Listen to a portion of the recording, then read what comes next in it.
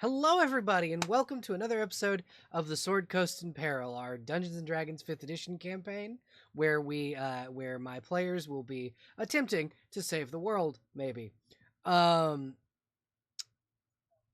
so we're gonna get to the players really quickly, but just before I go over and do that, I'm going to say if you want to support the channel, you can either subscribe if you have a Twitch, if you have Amazon Prime, you can subscribe to one creator for free. If you wouldn't mind, you could throw that free subscription to your favorite halfling. Just saying. Or you can go to my throne, where you can buy things, which the majority of my throne right now is just food, because your bitch needs snacks. But yeah, we're gonna go ahead and go over to the D&D table and let everybody say hi. Hello, everybody. This Twitch should be able to hear you now. Hi. Hello. Hello. How is everyone this evening? Right. Great. Pretty Good. good. All things considered. Phenomenal. We're gonna go ahead and let everybody introduce themselves and their characters. I'm gonna go first because I've just decided to start introducing myself in these. Because fuck it, why not? I am the PaladinBelle. I will be the dungeon mistress for this evening. I play everyone, and I am God. Everyone except these wonderful players. And starting us off, Crow, if you wouldn't mind introducing yourself and your character, please. Hello. My name is Resident Scarecrow, but please just call me Crow. Tonight I am playing the wonderful, murderous monk, Ashton de Tempit. He is an acolyte of Cord. He has electric brass knuckles, and he has a small legion of pets, including but not limited to, because I refuse to let the DM limit me on my pets, a small legion of coin mimics, a rat, a robot octopus that doubles as an arm guard, and also the fleas on the rat. Fuck you, the fleas are gone.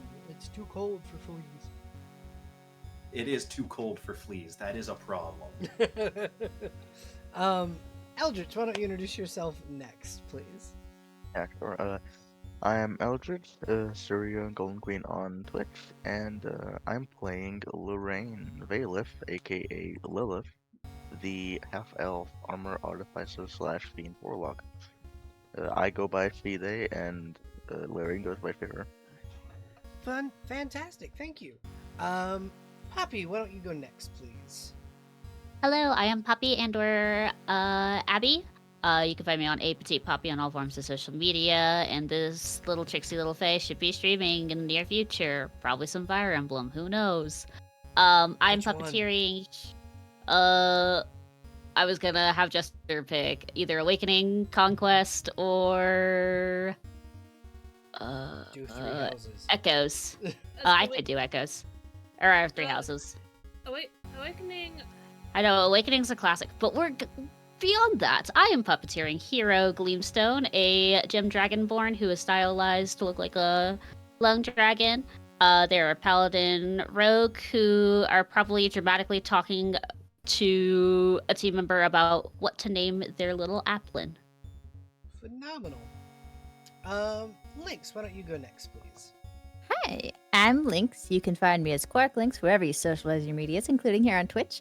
I am fine with any pronouns, and tonight I will be playing Mithrangale, Harry, and Michaelis, our fancy little princeling, tiefling, blade singer, wizard boy. Gale uses he/him pronouns, and I digitally alter the pitch of my voice to give him his. So if you hear someone speaking in a British accent, hi, that's me. That's my little guy. We have fun here. We do. And by fun, I mean suffering.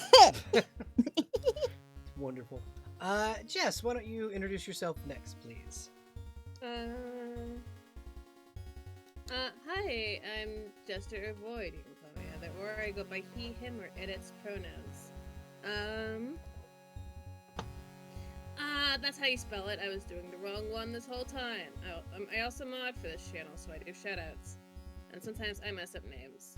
And like a Oopsies. true Fae thing, Chester was typing in my old name. I was typing in your old name. Tonight I am playing Rika, a Asmar barbarian who is looking at a future multi-class. She's very normal. Nothing is wrong with her. She's very fine. Thank you for asking. Absolutely, definitely not going through a mental health crisis. No, it's fine. She's better than she used to be. So she's fine. She's never Yeah. been better. Definitely didn't have to get healed by a goblin in an interdimensional Walmart. Listen, silly little man. Up next, Huffy. Why don't you introduce yourself and your character, please? I am Miss Huffy. I'll be playing Charybdis the Shark Princess today. We both use she, her pronouns, and you can find me at twitch.tv/Miss Huffy. And patreon.com/Miss Huffy. True. Okay, so who would like to do tonight's recap? Do you want to do the dramatic reading? Otherwise, I can read my notes. I'll leave it It's to a- you, mostly because I'm looking at the notes and I'm like, boy. Yeah, a lot happened. yeah. If I Enemy- summarize the notes, I'm gonna do it wrong. You're good. Last time on Dragon Ball, Neverwinter in Peril. Well, yeah, no. So I guess it's Sword Coast in Peril now. Yeah. We arrived at the Stonehill Inn, and we were greeted by a barmaid who basically told us, it was like, yeah, here you go. Oh, you're here for Cynthia Hallwinter. Yeah, I guess. Here's your rooms. Gail went to bed with Leo and, Ferran. You That's her went name. to bed with Leo. What? Yeah. Mhm. Well, I don't know. We don't know what the fuck Gail did. Apparently, went he the was fuck resting to off the sleep. sickness, but clearly, as you'll see later on, he did not go the fuck to sleep. Ashton was told that he should go to the Sleeping Giant or over to the Lion Shield just to get some more intel because there is just because of being a part of the Harpers, and looked over at Charybdis to see if that was a good idea. Charybdis was like, you do what you want to do, bro. I'll go with you if you want some help. But I think the general consensus was like, all right, bedtime. We're gonna take a nap. Rika decided to do Ascending Stone to Emery to catch Emery up, and Emery had to inform Rika that it's like, everything is good. Your brother does not have an arm anymore, but he's better. And everyone heard their weird confession in the night because all the Sending Stones are linked. And does Emery care? No, she does not.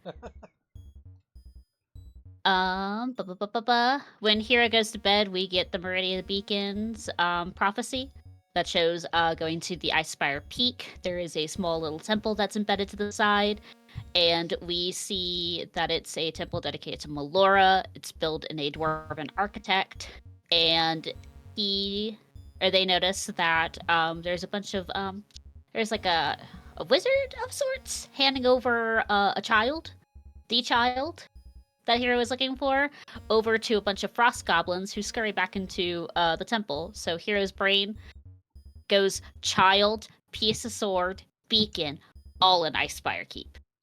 Or Peak, so we should go. Charybdis rolls wisdom save and fails, so she gets an intruder in her dreams, which is totally not something that we really need to go to. Waterdeep to solve. Thank you, Waterdeep. I was forgetting what that place was called. And then she also makes a con save, and due to the stress and anger that she feels, she sharks out and scares the poor sweet butcher early in the morning, late in the evening. It's like before sunrise morning. Yeah. Because she smells blood, and they have a conversation, freaks the guy out, and then she's just like, well, I ripped out of my clothes, thanks for the meal, here's 10 gold pieces, get me something nice. And he was like, whoa, I can't do that. I can get you some really okay clothes that might be a little big for you, and then you're just gonna go down the street and go get better clothes. Yeah. Here's some regular stuff. I don't have fancy shit. I'm a butcher. Yeah. Charybdis heads over to Barthon's Provisions, buy some clothes. It's kind of like a menagerie shop of just like a bunch of trinkets and stuff, mostly clothes. that you can get, like adventuring stuff, yada yada. She buys a set of fine clothes to wear, and then was asked, like, hey, can you, like, sew some pearls into this? And he was like, nope, but my wife can. And then Charybdis has a mixed feeling of whether or not she likes being called sweetie or not. Ashton wakes up to climb on top of the roof to sunrise, but surprise, it's raining, but hey, at least you get the Storm Lord's approval. He is not allowed to track mud into the shop or into the inn because it's a new barkeep who is just like, you are going to take your shoes off and you are not going to track mud in my finely swept floors. Fuck I you. just mopped in here. And apparently they make jokes about the order that Ashton is a part of. There's also a mimic stool. Yeah. Ashton gets a note from the barkeep from the previous night, and he waits until everyone is together so we can have a conversation. Hero wakes up, gets some gossip, learns that there's a lady at the Shrine of Luck who disappeared for a couple of days, came back, and she is covered in bruises. There's a man who who works at the orchard. He used to be a former adventurer that once climbed Icespire Peak, and then orc raiders have been seen on the east end of the Tribor Trail, and the town master is looking for someone to like scare him off, get him off the road. And then Hero and Ashton catch up because Hero has no idea why we're going on this grand quest or what have you, and then Ashton's like, oh yeah, we have to do this. Hey, you remember the giant displacer beast from the carnival? Yeah, I do. Well, she had a kid, the kid's gone, and a bunch of other kids are missing. So, and it's all pointing to Icespire. Maybe there's connections. Maybe the goblins are all organizing and doing some weird, evil, ritual or something with a bunch of kids and a bunch of missing adventurers and what have you. And Ashton's like, you're onto something. Let's put a pin into this. Rika talks to her godmother, basically talks about like, hey, I'm worried about Gale's general health. Me too, sweetie, but at least you got him a magic item that will cure him of any sickness. Yeah, but I think he's just gonna die of stress at this point. Well, your item can't help that.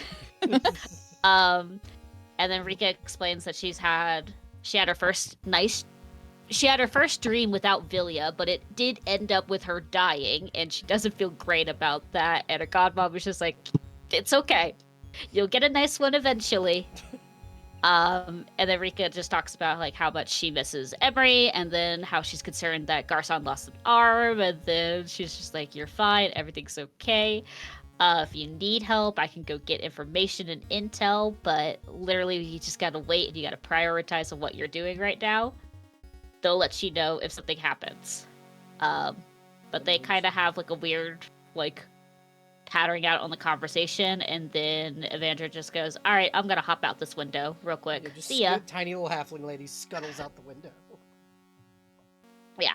And then Rika intercedes Lyran from going back into her room after getting breakfast and was like, nope, we're gonna go join breakfast as a party, as a team.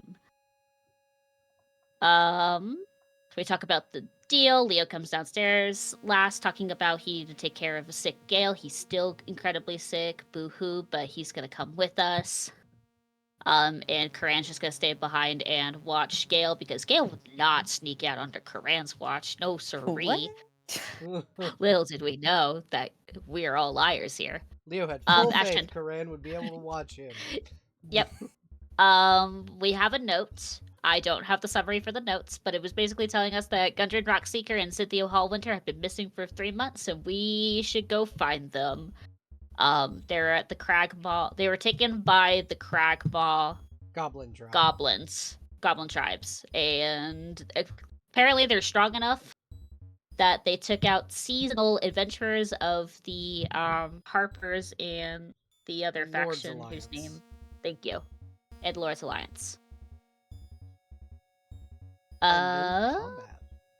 Yeah, and basically we're just on the road, yada yada yada, everything is okay. We see a suspicious cart turned over and we go investigate, and then I think Rika spots out the horde of goblins that are all around, and we murder them really bad. Except one. One did get away. One was like, "Nah, listen, I don't want I to did- die. Please I did just let spare- me surrender." I spared that goblin at number one. It was already leaving, but also the medic's like, you should leave him. He's already not doing any more violence. Leave him alone. Oh, and then we can't forget this one. But Gale had a really cool sword.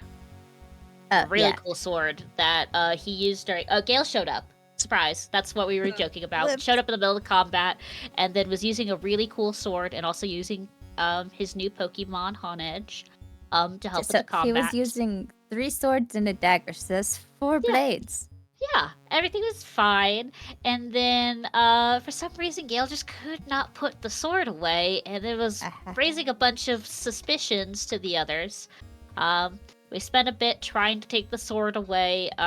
Divine Sense said, hey, that sword's evil. Rika's Asmar senses were like, that's not good. We tried to forcefully take the sword away, didn't work out in our favor. Gale attacked Rika because we were trying to force it away, and it wasn't great. And they cried and sobbed a little bit about it. The sword belongs to, how do you pronounce her name? Zuktamoy. Zuktamoy, yeah. And all she just wants is Gale to eliminate more people and turn them into Rot. mush and rot for the world. The rot Totally will not spread. bad. The rot will spread and things will be wonderful. Get better. Yeah. Everything is fine. All is well. Nature can only grow if the fungus lets it. So we're fine. The hero has blind faith that maybe Cynthia Hallwinter or Gudgeon Rockseeker will be a very powerful cleric paladin who can remove the curse from Gale.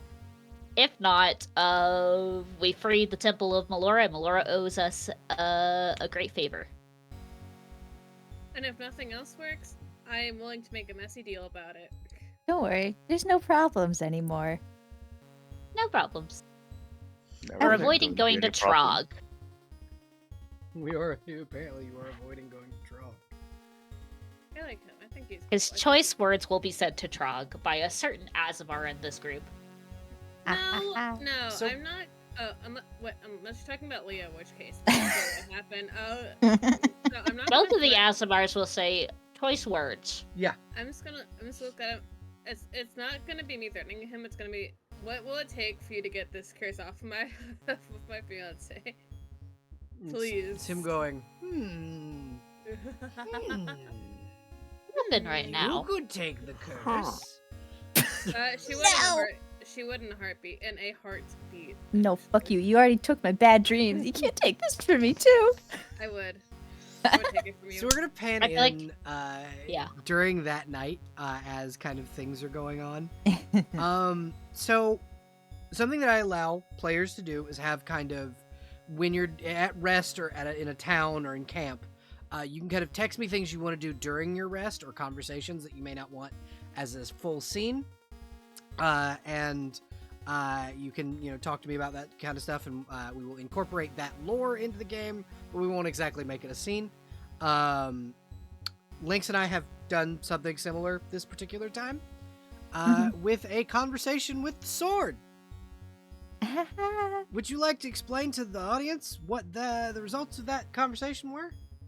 Do we want to explain that, or do we want Well, I'm someone saying- to just Yeah. come across it? Well, my question more is, do you want to talk to Rika about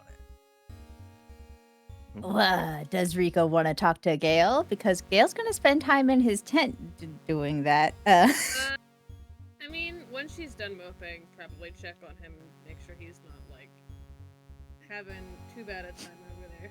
Uh-huh. Mm-hmm. So, yeah. It's the hey, bud. Rika, How you doing? as you approach the tent, roll a perception check, please. For sneeze? Yeah, for sneeze. For sniff. Perception. So you hear from inside Gale's tent whispered Mhm. voices, as if, and it's not just Gale's voice. It's Gale's voice and a almost they're whispered. saccharine, sweet voice. I didn't know they directly were to Gale. whispering. Oh yeah, Oh, Zuckdemoy speaking through the sword. It's not telepathic. cool. Cool, great. That's so Yeah. fun. Now, not saying anything. I was like, maybe Rika, he is sneaky, listen, but I'm like, Rika's not the sneaky type. Rika's just gonna fucking. So here's a kind of question. Uh-huh. Could I stealth, but not in the way that I'm trying to like listen in through the thing, but just like open the tent door and not get noticed by these bozos? I would need you to roll stealth, and I'd need Gale to roll perception at disadvantage. Cool. Perception. I'm not Damn. especially good at You perceiving. have to beat an 8. You are. I did. So you notice Rika come in Uh-huh. only because the wings. They- Bonk, bonk. Yep, bunk You know, on top of casting you. a long shadow too. Yeah.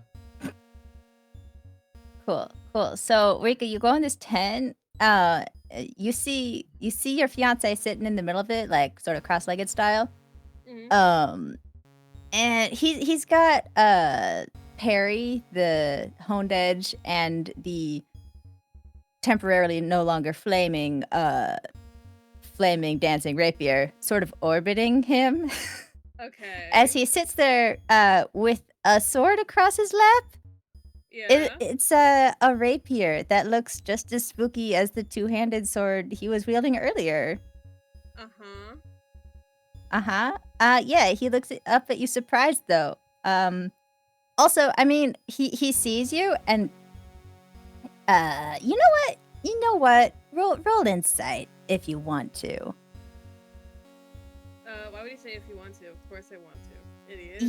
Yeah. 16. I forget. Does Rika get advantage because of knowing Gale so Mhm. well? Yes, she does. Okay. Bonk. Bonk. Bonk. Oh, God. 22. Cool. All right. So, you see the tiniest flicker, the faintest echo of the same abject horror he wore as soon as he returned to his senses after injuring you, and then it is immediately swapped out by guilt. Uh-huh. And then he immediately commands both the honed edge and the rapier to fall still and sheathes the dagger he was holding in his other hand and dispels like all of the swords in one snap of his fingers and a bunch of golden light. Can you dispel one of them? Tierfing will in fact let you dispel him. Mhm. They all go poof. And he stands up. Mm-hmm. And he bows lightly, just a little bit. Mm. Rika, good evening. Did you need something? I came to check on you, but clearly you're busy with other things. Not so busy that I could not speak with you. What were you doing? Meditating on my various blades, essentially. Uh-huh. If you close the Squinting at you. door, and we can talk about if you get closer, Uh, so I can speak quieter. Uh-huh. She will close the door to the tent. Excellent. Okay, so I may have communed with the entity behind the blade, and it has agreed to not hurt you again. Uh-huh. What's the cost? Nothing. You just have to be careful to only grab it by the guard of the blade rather than the hilt or the blade. If you grab the hilt, you will commune with the entity behind the sword. If you grab the blade, you will be injured. So the sword will let me hold it now and instead of flashing me. As you Only say you. that, the sword will appear in Gale's hand, as if Uh-huh. ready to be taken. Like it's He Gale, looks the sword is surprised. now in your hand, blade Mhm. first. Like it's not cutting you, but it's in a because Tyrfing has a mind of its own. It's a Mhm. sentient weapon. It is Uh-huh. facing Rika, so Rika can take it by the grip. Rika's a creature of, like creature of impulse to describe it, but also like, Gale did tell you grab it by the Yeah. guard. yeah, I think before Gale can even say anything, it's yoink. Give me that pitch. How did you grab it? That is the question. By the thing that I was told to grab. Okay, you grab it by the guard. It does not injure Gale. You are able to take it, and it does not fight you. Okay. Do you move your hand to the hilt at any point? That's the So wait, grip what of the was- sword. I assumed that was what I was holding. No, You so were the told to grab the guard. The guard like the is basket like of the rapier. The part that guards your knuckles. The crossbar, the basket, any of Yeah. that part, not the handle itself. Yeah, not the handle itself. The grip of the sword would essentially you'd have to make a wisdom save, so you could not be communed with by Zuggetmoy. Okay. Okay, I'm gonna roll a wisdom? Yeah, wisdom save. No, like because I can't decide on whether to do it or not. Oh, okay. Would it be wisdom, charisma? Gale did specifically tell you which part to grab. Yeah, it would be wisdom. Okay. You have so here's the thing. You have the knowledge that because Gale specifically said if you grab it by the grip, you will be able to commune with the creature inside the blade, the entity inside the blade. Uh-huh. But if you grab it by the guard, it will not. Zuggetmoy will not try to contact you, and it will not injure you. Mm-hmm. I thought of a question like this. The only way to answer that would be to do the thing that I was thinking of. Is like, Yeah, Or you could ask Gale. I mean, you're more than welcome to try and ask Zuggetmoy. She's more than happy to talk to people. She's been so lonely in her little realm. there's a tiny messy part in my brain that's like, do it, grab the handle and tell this bitch to leave my husband alone. What would Rika do? Yeah, that is the question. What would Rika do? Yeah, WWRD. fuck it. What would Rika do? Oh It's no. shit. Rika, who's been dealing with so much shit. You know what? Fuck it. Yeah, I'll grab the dumb handle on this stupid sword. Wisdom save at disadvantage. Yeah! Let's go, baby! I'm not gonna say anything to jinx myself, because I almost did. Oh, I have to roll the... Ooh. I also have to roll the thing, too. Fuck, hold on. Oh no. Oh, Was it a D6? D6. So Horrible Zigatoboy gets to timing. talk to Villia. Ooh, actually, you're not wrong. Yeah. That's a 6 on the table. Oh, no, that's the best one. What is 6? What is? Hold on, I have to grab every sheet. Your memory is one of triumph. You can re-roll the ability check, attack roll, or saving throw you just made. You mustn't use the new roll. Okay. Not at yeah. advantage. Or Bitch. wait, it was that- at disadvantage anyway. Never mind. Go ahead. Do the thing. Okay. Yeah, you still fail, but you don't natural Okay. one, which is good. Something uh, bad happened on a natural one? Yeah, on a natural You one, have to you roll would on be... the table again. No, on a natural one, you are literally sucked into Zuggetmoy's realm through Tyrfing. It's a terrifying process. Thank Like your God, mind is but- brought there as if you are standing before the Mother of Rot. Cool. Yeah. But yeah, so You know- you hear in your mind, you must be the angel. I have a name.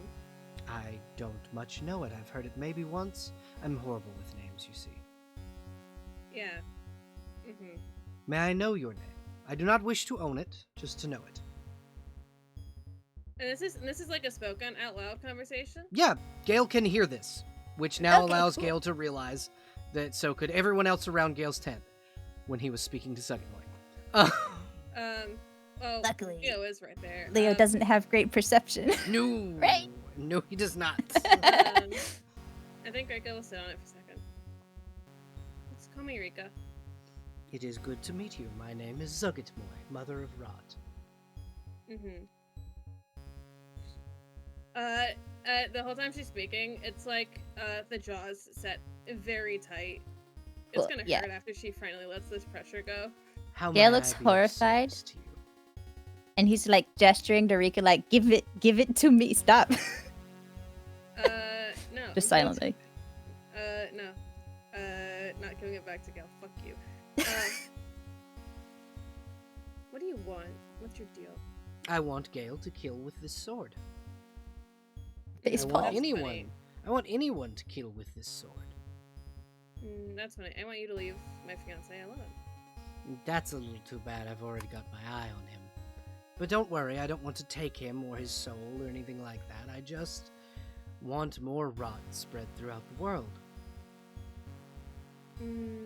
Rika, it's fine. We've More come to an fungus. understanding. More fungus means more growth throughout the forests. More I growth think- throughout the forests means more nature in the world. That's all. I think he has enough swords, and I don't think he needs one. I don't think he needs you as another sword. He already has plenty. Oh, I am not the sword, dear. You saw my face. Unfortunately. The sword is my son Tyrfing. Mm-hmm. Your son or not, I don't think he needs this. Well, that's not really for you to dictate. Now, I have a question, DM. Uh-huh. Several things in the worlds I've come to notice can read thoughts. Uh-huh. Can she? Why? Zuctamoy? Yeah. Well, she's a demigod and a demon queen. You don't know. But if you want to give me your inner monologue. The inner monologue is the messy thought of like I could I know I'm gonna say it out loud and it's gonna this will trigger dialogue of like Save your game now. This will trigger dialogue. yeah the thought is what if lies the line of thought is what if I use this instead of Gale is the train of thought if it matters, which I feel like it does. You hear in your mind as a kind of a almost immediate response, it wouldn't matter. Whoever uses the sword, all I want is people to kill with it. The deal I made with Mithrin Gale was that he gets a really powerful blade, and I get a wielder who will willingly kill their enemies with my son's sword. I look at Rika and her past of just fucking killing things. I go,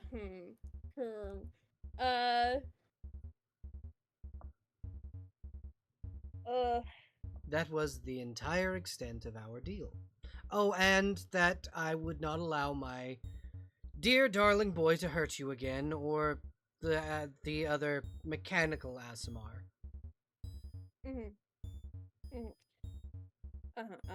Okay. So is Rika There's- just standing there quietly? It depends on, like... Zuctamoy is answering audibly. Oh, cool. Great. Cool. So, Gale's intelligent. He can put two and two together. Mm-hmm. You can think thoughts. Yeah. He seems upsetty. And you know what? We're just gonna roll off of that insight from earlier. his beefies hurt, and he's a little angry at several different things. Not at Rika though, necessarily. Beefy's hurt by Rika though because he feels like she doesn't believe in him. He sighs. Ugh. Ugh. She'll give Gil an apologetic expression. And she's gonna look at the stupid sword. You came out of here from nowhere, so I assume you can go back to where you came from. I can. Yeah, but You are correct. Well, Tierfing can, but he felt that someone wanted to inspect the power that he held within him, and I may have pushed him to allow me to communicate with you to express that Gale has secured safety for you and for Leo, I believe was the name of the other one. And understand that you will not come to harm again so long as you do not foolishly grab the blade of a sentient sword. were you in my position, you would have done the same. No, I wouldn't have. As a matter of fact, I would have let whomever it was holding a cursed sword turn their back to me, and then I would have knocked them unconscious. Fair. Well, you have a few seconds before I toss this thing on the floor to go back to wherever the fuck you stole it from. It will reappear in Gale's hand. Mm-hmm. And basically, it's like it's in your hand, hilt in the hand. Mm-hmm. But it's Zuctamoy is not speaking at the moment. Okay, cool. That's, you know what? That's probably for the best. I think Gale's gonna try and dispel the sword again. It does. It allows you to dispel it. Okay, cool. Shower of golden sparks. Poof. Rika will give a sigh and sit down on the ground. Gale will join her on the floor. I'm sorry I hurt your feelings. No, I'm fine, Rick. I'm just worried about you. I know. I know. I don't know. I'm very worried about you in all of this situation. The blade. Yes, the blade. It seems fine for now. Zugatmoy is not one of the more vindictive archdemons. I mean, there are usually consequences to things. So, I'm partially worried about what repeated use would do to, basically everything else. If I had not spoken to Zugatmoy herself, it may have led to more dire consequences, but because I had the, the insight to make an attempt to communicate with the sentient blade, I believe most of the potential negative consequences have been mitigated, especially now that I know how it works and what I can do to avoid the worst of it, and now that she's agreed to make it not harm you. And you promised me this is the whole of it? There's nothing else? There's no other secret third cursed item? Not in my possession. Okay. Well, I believe you. I'll leave it alone. I won't go trying to fuss with it or make you worry about me. You can give me an insight check on Rika if you would like. Yeah, I'm gonna. I was gonna anyway before you said that. At advantage. Uh-huh. Cool, 14? You're rolling 2 jam, by the way, I do believe. Fuck. Cool. Alright, I fixed that. 14. She's tired of a lot of things. And also still incredibly, terribly, awfully worried about everything, but is doing her best to put it aside because she Okay. trusts you. Hey. Pointedly looks at you. She trusts you. Yeah. All right. So Gail can tell she's worried about stuff. And he knows one of the big things that's been worrying her. So what he's going to do is he's going to lean in close. He's going to give Rika a kissy on the forehead. And he's going to pull something out of his bag real quick. Mhm. Let me pull it up. Okay. So he's going to pull out a couple of books and Okay. hand them to Rika. Okay, you're giving me books.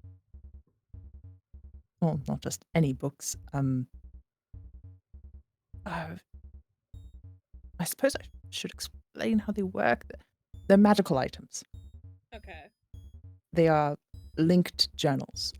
So I had a thought that I might be able to send one of these to Emery because I know you've been worried about them and have not been able to communicate privately with one another, unfortunately. Oh, I apologize. I hadn't. No, I figured- thought it might make you uncomfortable. Mm. She doesn't confirm or deny that. Can I insight that? Yeah. I mean, you sure can. I'm gonna. That's a 10. Double Across the 10. board. Yeah, hold on, gamers. Also, I want you to know, if Gail had not been hurt by this, I would have fucking stolen that deal right from under your stupid little nose. Yeah, I know. Damn it. I am an enigma, bitch.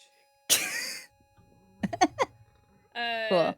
Gail only has his suspicions, I unconfirmed. mean, she also is just very, like, I feel very conflicted about a lot of things. So this is just adding on to the pile of things. But she'll take them. Well, I appreciate it. I can send these to Emery once I prepare the appropriate spell at any time, essentially. But I could also send other things in the same package, as long as it's not exceeding a square meter, I believe. I'll have to check the specifications. But if you would like to send like a care package of sorts, I can arrange that. You're fairly educated on magic. I should think so.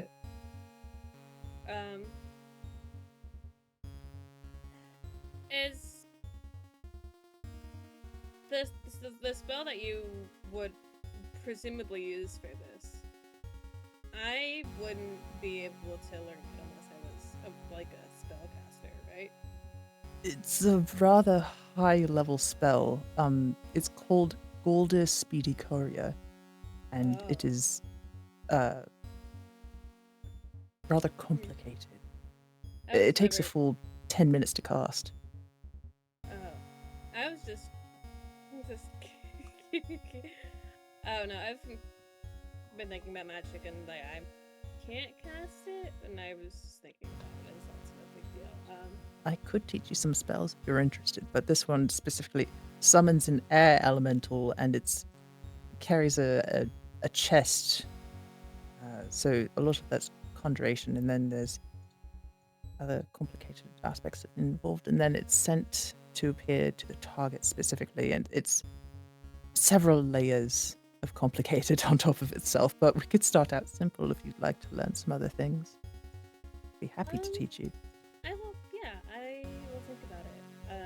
Thank you. Is there anything, did you need it? Are you okay? Can I get you anything before we... The only thing you can get me is some sleep for yourself. You also should sleep. Of Or course. I'm not sleeping. All right. And she has like a very serious look in her eyes, like she'll do it. Well, you I'll have rest struck an later. accord then. We shall both rest. Good. Well, she- you would. You would, right? You would, yeah. Shut up. We don't know this yet. Unless we do. She'll give him a little kiss.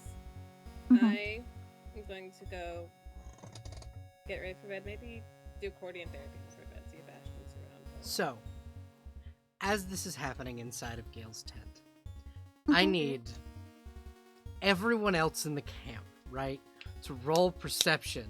It's not going to be a hard roll. What are your passives, actually? Charybdis, what's your passive perception?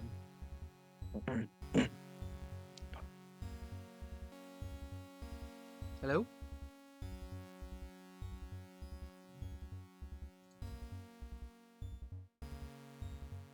Mine's 10 if that Testing, helps. Testing. Ah, I can hear you now. There we go. There you Hello. go. Okay. So, from what I was told, or from what I read, if you have advantage in perception, your passive perception is 15.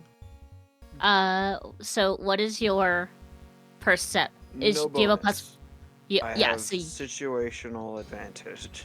yes. If So it you would be a is 15. Okay, I was gonna say.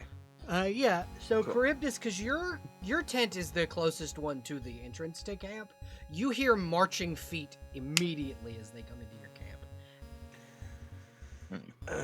I think And Charybdis. You, as a former military leader, know what a military regiment sounds like as they march. Yeah. She also knows a regiment of any size can approach stealthily if they chose to. Yeah, and these guys are Uh, choosing not to. Yeah. She, I think, is still kind of a little tired from trekking out earlier the day. Mhm. Will kind of emerge a little pissed off looking, but not really looking to pick a fight necessarily. We'll kind of look out over the regiment. From what I understand, we were already told that there were going to be orcs out here. Yeah, exactly. And so most of them stay back at the edge of your camp. Everybody else. Ashton, what is your passive perception? My passive perception is 16. Then yeah, you also see them. Heroes is 15, so you also see them. And Lorraine, yours is 13. You see everyone else seeing them. Hey, not to be that guy, but this one in Uh-huh. the bottom right, can you move him one space to the left? No, because he's not going to stand on top of your cart. Understandable. He's there for cover for a reason. But yeah, no, you see this orc kind of enter into your camp. Do the rest of you close in as Charybdis is? Yeah. Why not? Ashton walks up with a friendly smile. Hey, buddy. He looks to you, and he looks you up and down and goes, "You look royal. You'd be correct. What are you doing on my road?" Your road. Yes, this road is the territory of the Ulrith Nar. Trying to get a nap in. Who do you work for? Myself. And who are you? I am Charybdis, Regent Queen of the Golden Pearl King. He takes 10 steps backwards. Yeah. Immediate 10 steps. You see him kind of reaching for his axe, but not I'm gonna fight you way, please don't hurt me kind of way. He goes, She kind of did watches his shoulders at that. "Hey, I did not realize that we had such dangerous guests on our trails. So you've heard of me? No warrior tribe has not heard of Charybdis the Butcher, destroyer of Flan." That's good to know. I was not as up to date about my reputation. What are you here for on our trails? I believe we are seeking Fandelver, if I'm not mistaken. You're going for the Or no, Cragmaw we're- Caverns. We're looking for the Cragmaw Caverns and something with Ice Spire. Am I mistaken in remembering that? Gary gives you 2 thumbs up. Yeah. Like What you're is doing your- great, boss. What is your business on our mountain? We are to liberate it for the sake of some loud orb. He squints and he goes, He kind of puts his axe down a little bit, like he puts it back on his back. So you are seeking out the cult of frost goblins then. Yes, from what I was told, they were causing trouble for the regular folk, the civilian. I will warn you, they are not alone. They, with the help of a white dragon, drove us from our home. A white dragon. Should you reclaim our temple, the Temple of Melora, where we live and worship, we would willingly help you in whatever endeavors you may need in the future. We in the Ulrithnar may be mercenaries, but our valiant efforts go toward nothing more than service of Melora. I wouldn't want to deprive you of a good hunt. You can join us if you wish. We have tried. We have lost too many to try again. This, and he'll kind of gesture to what's left of the regiment. This is all we are left in the area. We have many Ulrithnar in the south. A large band of us were hired to fend off the growing civil conflict in Waterdeep, but the wizard Blackstaff does not pay well. I'll tell him to change that policy. In the meantime, I see that you are weary. You may rest here. You may join us. I have beer. We have meat from our latest hunt we can share. Sounds like a good time. Come. Join us. Rika, Gale, as you exit the tent, you see a regiment of orcs entering your tent behind Charybdis. Cool. Gonna approach Charybdis, just casually, like. And whose company do we keep now?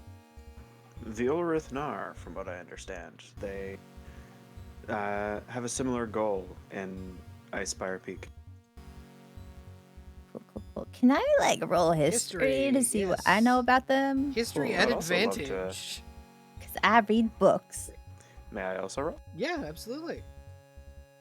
Oh, no wonder no one was letting me talk. I was muted. Oh, I'm sorry. Oh No, it's okay. I was muted. It's okay. No, Rika We were in is, the tent making out. Talking. What? Rika, upon seeing the orcs, is instinctually hand to weapon, unsure. You'll So, trust Charybdis about this. Gale, Charybdis, you both know the Ulrithnar have been hired in many wars. Charybdis, you fought against the Ulrithnar before. They were formidable opponents when you were very young. When you were first starting to conquer, When I was but a whelp. yeah, exactly. When you were level 1, and you had an army at your back that could crush them. Gale, you know the Ulrithnar to be incredibly honorable warriors. They will not attack if they are given the option for peace, and they have often been the ally of Melvant against the Zentarum. Okay, cool. Let me write that down real quick. In the meantime, Charybdis is going to use her alchemy jug to make a fuck ton of beer for the Ulrithnar. And they share this gigantic dire boar that they killed, that they are now sharing the meat with you. Hell yeah. It is 4 gallons of beer. It is 50 pounds of boar meat. Hell yeah. I like to imagine the one in front of Rika. She's just staring at this guy. He is staring back at you. Prolonged eye contact. Yeah, Gale will. squinting.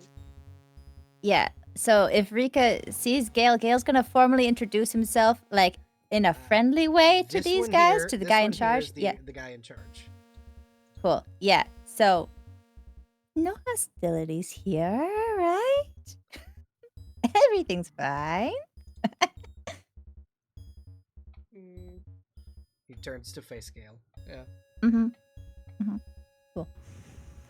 Flips token. Hmm. But he's Oh. staring back at you, Rika. Go ahead, Lynx. Yes, the Ulrithnar. It's a pleasure to make your acquaintance in person at last. I am Prince of the Gales of Melvont. Oh, you're Wolf Boy's little brother. If by Wolf Boy you mean Merit, yes, he has Yes. recently been. It doesn't matter. Yes. We know. He was with us not 3 days ago. Oh, interesting. Good to keep abreast of what he's doing. He is currently traveling, a spirit quest of some kind. Yes, he desperately needs to find some spirit. Oh, He said I could hope he have was done not you too a much trouble. disservice. He was a sad sack, but as are many deposed leaders. He though hmm. did not express a want to go back. So Well, that is good because he's not especially welcome back, at least for some time until he has that spiritual awakening or whatever. I see. So the wrong he spoke of doing to you was not exaggerated then. It was several wrongs repeatedly in a row over the course of many years. So, yes. That'll do it. Yes. Mhm. Said he bound your husband in chain. Was what we got from it. Something like that. Yes, this is a close enough analogy. He came seeking repentance from fellow warriors. He got no quarter from us. Well, we I'm did glad that have- your reputation for honor still holds true. Yes, that is one thing that we will always keep. It is good to be in your company. Please come eat. We bring a lot of boar. We also baked apples to go with it. Oh yeah, how's the mead doing? Mead is getting there. It looks like it's probably I assume not it- quite done. I was gonna say, I would assume it would take quite some time. 3 sessions. It'll be 3 sessions before the mead is Hell yeah. completed. Ashton does still have that item, Which one? the Cup of Victory or whatever. Oh, that's the Hero's Feast cup. Uh-huh.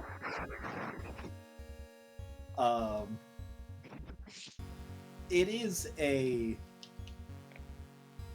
rather large collective of people. How much would 50 pounds of boar give everyone? It's enough to feed everybody. Uh, 50 pounds of enough- boar, of edible boar. Like, it's not just 50 pound boar. It is 50 pounds of edible meat.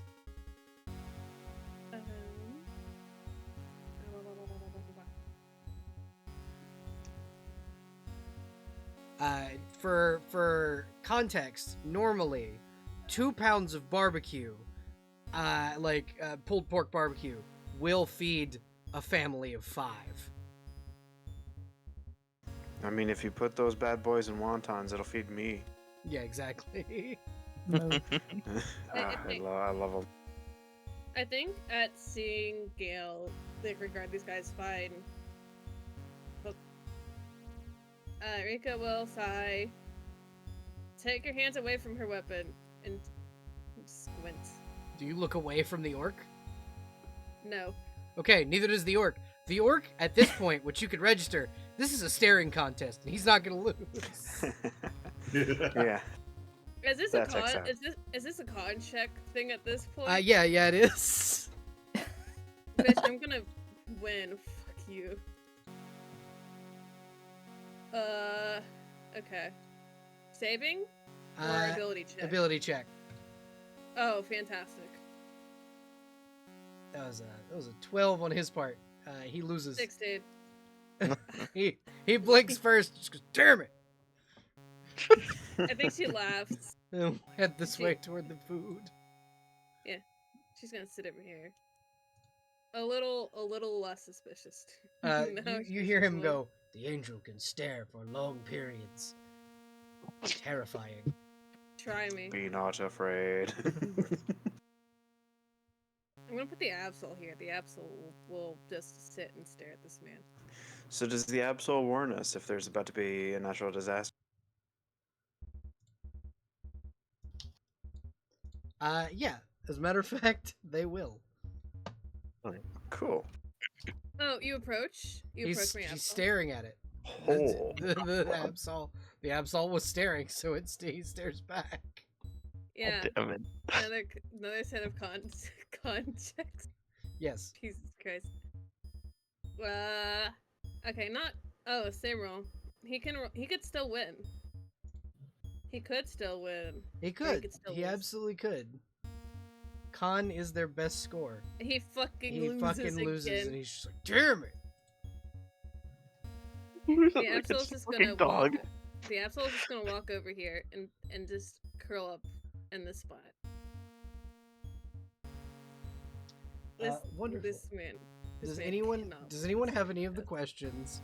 Any questions for the Orithnar? What should we be expecting when we go into Icespire Peak? It depends on if you're going directly into the temple or if you're going to climb the mountain around it and try to go in through the back. That's a great question. What do y'all think? I think the sword or the division said to go through the front entrance. Then you will be going through an entire tribe of ice goblins. Yes, little goblin fellows, and then some kind of wizard. It's a white A dragon. wizard. that Dragon, can- sounds it like. can polymorph. Oh, they're the Oh. same. Yes. Great. There are 2 dragons in this area. Both can polymorph. The What color stereotype. is the other? Black. Oh. Oh, Okay. Oh, the stereotype for white dragons is that they're usually not very smart. It is What? not. Having one that is a wizard or a mage is trouble. It, while admittedly it is very powerful and can cast spells, it is not a very intelligent creature, though it does seem to be very persuasive. It has DM. swayed the goblins into its service. Yes. Hi, Rika, local dragon nerd. What would I know about black dragons? It's black, right, or white? It's both. There So- are 2 different ones Two from, dragons. from Two what I dragons. heard. Black and white too. Whoa, the Oh, Pokemon no. game. Do I have any information that they haven't said yet, or would I have to make a check? for that? You would know that dragons are vain, very often intelligent, but not super. White dragons aren't super intelligent; they're kind of the dumbest of the bunch. Black dragons, on the other hand, are conniving, scheming assholes. They tend to stay in their lairs and often strike when the advantage is theirs. Also, they spit acid. Ooh, fun. I think Rika will pipe up from the back. I mean, if you appeal to their egos, we could be fine. In theory. We would appreciate the death of both dragons. They I mean, I have killed suppose, many yeah. of us. Tell me of this black dragon. Are they implicated? We have not seen the black dragon in many months. We know that it was attempting to speak with the Cragmaw goblin tribe, and that it went by the Black Serpent. And it went missing after speaking with these goblins? It seems that after it spoke with the goblins began wearing its crest. And he'll kind of throw down a scrap of cloth or armor or whatever, and you guys would recognize this because you did just recently fight Cragmaw goblins. On their shoulder pauldrons was this symbol of the head of a black dragon. and like they were on like the shoulder pauldrons and what rough tabards they were wearing, just like their regular clothes, stuff like that, showing that they've had allegiance to the Black Serpent. Okay. So, the ones under the Black Serpent, as far as we are aware, already attacked on sight. Yeah, I would not be inclined to believe that it will be an easy negotiation if we try it. From what we have experienced, they have taken out any adventurer that comes near. There were two, a dwarf and a... One second, I gotta double check what race Cynthia was. Sounds like an elf. Cynthia Hallwinter is... That's the wrong one. Open. Filthy Human. Humie. Ah, damn. And a dwarf and a human went in. Neither of them came out in a conscious form. The human did not come out at all of the cavern. The dwarf, we believe, was taken to Cragmaw Castle. That's not ideal. Cragmaw Castle, is that in the spire? No, it is in the wood near.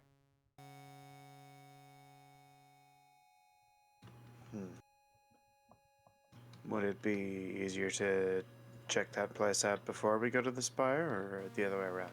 I would suggest checking the caverns first, the Cragmaw caverns, and then the castle if you are looking to save those adventurers. But if you wish to save our home first, you are more than welcome.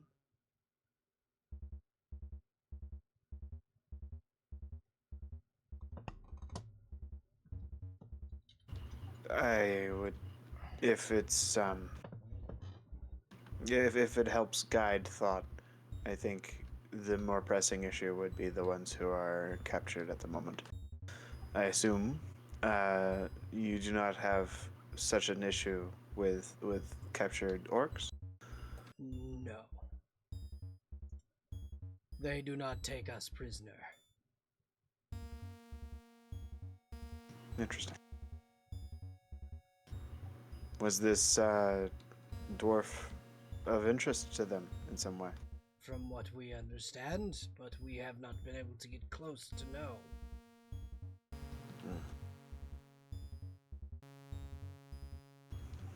Nothing for it but to find out, I suppose. What do you all think? Should we check out the keep part first, or the spire part first? I believe the recommendation to inspect the caverns first, should we be able to find them, may be wisest, and then we can proceed to inspect the castle. I can mark both on your maps if you have one. That would be appreciated. Yes. Same brain. The spire is some ways away, so dealing with the more local problems first while we are here may be best. Technically, from what Hero told you, technically these orcs are a local problem. Yeah, they are. But, like, if we can get them to chill, Yeah? then that solves that problem. However, they are here in Phandalin-ish, and so are the other things. Uh-huh. And the spire is, like, a ways away, I believe. Right? Yeah, the spire is like 2 or 3 days travel from here. Yeah. So we just might as well deal with things while we're here, right? Yeah, absolutely. We just have to be quick, because they are catnapping and kidnapping. They are kidnapping. Like literal kids. Why? Don't know. You see one of them, like, pull their axe off the back of their back and just start sharpening it. You said you would be willing to let us help in the hunt? Like, they look over at Charybdis. Good. Of course. I would not deny you a good hunt. We will travel to the peak. We will await you there. It would be an honor. And he, like, gives you a salute. Yeah, I think Kira does speak up a little louder. It was like, if you do see a very large displacer cat, that is one of the kids. he nods and he goes, "We will make sure that this displacer is kept safe." Yeah. Otherwise, you are pissing off on the whole entire Feywild. You see his eyes kind of get wide and go, "Really?" Mm-hmm. That would be unfortunate. And they kind of look over to Gale and Charybdis and nod and go, "We will depart now. You get your rest. I will leave some of my men to guard your camp. But we will ride north." Safe travels, new friends. Safe travels to You do you as not- well. You do not wish to stay and fight and drink? No, we must head north. If children are being captured, we must stop it. Absolutely. I couldn't agree more. I will leave 2 of my men to help watch your camp. Sounds good. We thank Uh, you it- for the consideration. Are they leaving the one that's bad at staring contests? Yes. It's very funny to me. Live with your shame.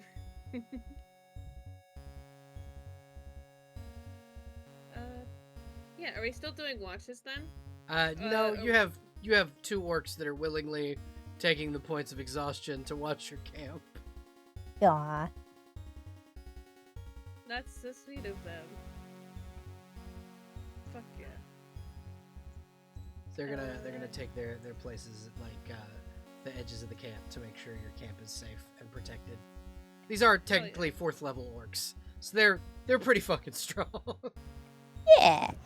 Polyphemus hangs out and weirds them out during their watch. One of them pets Polyphemus, the other one is freaked out. Hell yeah. Is the Faithful Hound hasn't been cast, has it? I don't No, think so. Gale does not have that spell right now. Alrighty, so you guys can take a full rest, or a long rest, not a full rest. This is not, you're not spending a week in this camp. You Aw, can take a man. long rest, and then you are, the Cragmaw caverns were marked on your map. Would you head out the next day? I mean, I don't see a reason to delay. Weren't we doing Yeah, something with the wagon here? You'd already searched the wagon. Oh, cool. That was where the remnants of like a shipment and things were kind of there. The goblins had very quite obviously ambushed it. There was like, you could go search it again because y'all didn't really search the wagon. You just kind of were like, oh, okay. This is. I don't think we people had were a lot of ambushed. time to. Yeah. It might be Yeah. good. Like, we have to go back to the road anyway, which is probably around the same spot. Yeah, actually, it would take you exactly past this wagon again. Cool. Yeah. I don't see why we shouldn't check it. Investigate. Or someone else can while I prepare my spells. Yeah, I can do that. I will investigate. Do I have to actually roll investigate? No, not really. Kind of going through this, you can kind of rummage through and find, the things that are inside this carriage. There are 5 alchemist fires. There's 3 vials of acid. There is a 100-foot of hemp rope.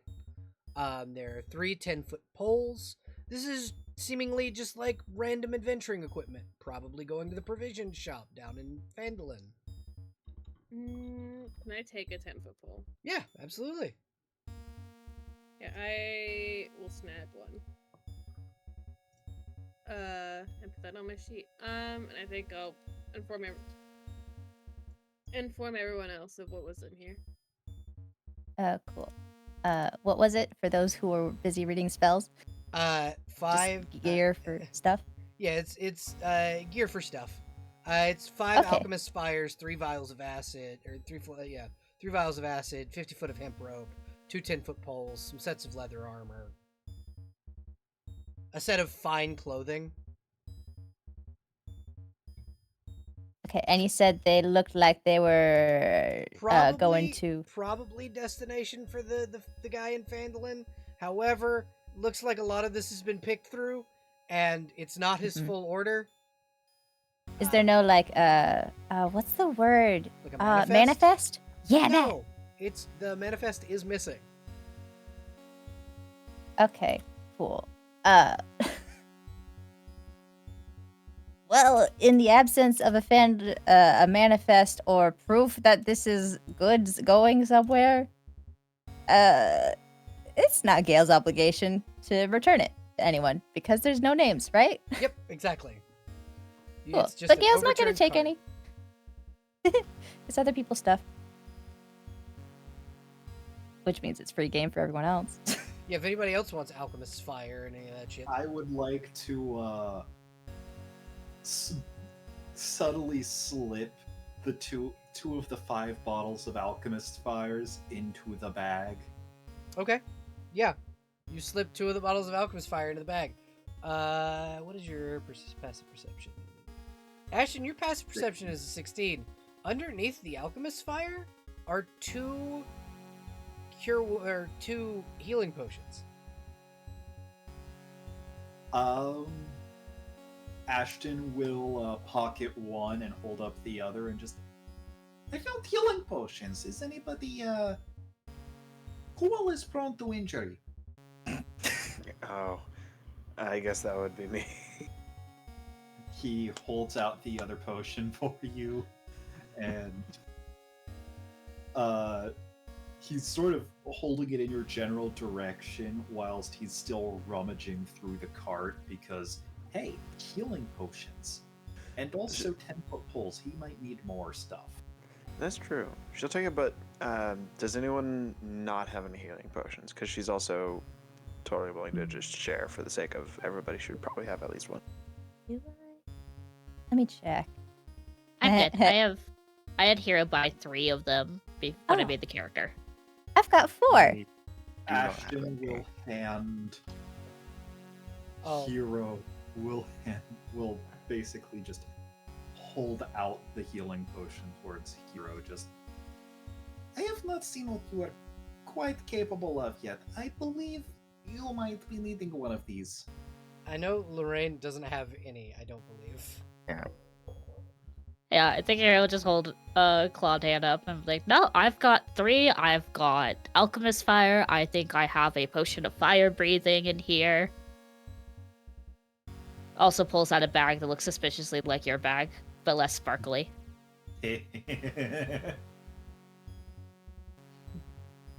Yeah, no, I'm good. Twin bags of holding, oh no. Yeah. Please don't create a singularity. If we put our bags together. Surely Now, nothing will boom. go wrong. Is this our Well, fluffer nutter? You also gave me a handy haversack and also a pouch of holding, so we've got 2 So many. nukes ready to go. So many. It's not even nukes, it's black holes. They make Yeah. singularities. You know, if we want to destroy the campaign while we're at it, destroy all of, The Forgotten you know, Realms. we'll Yeah. really make it a Forgotten Realm.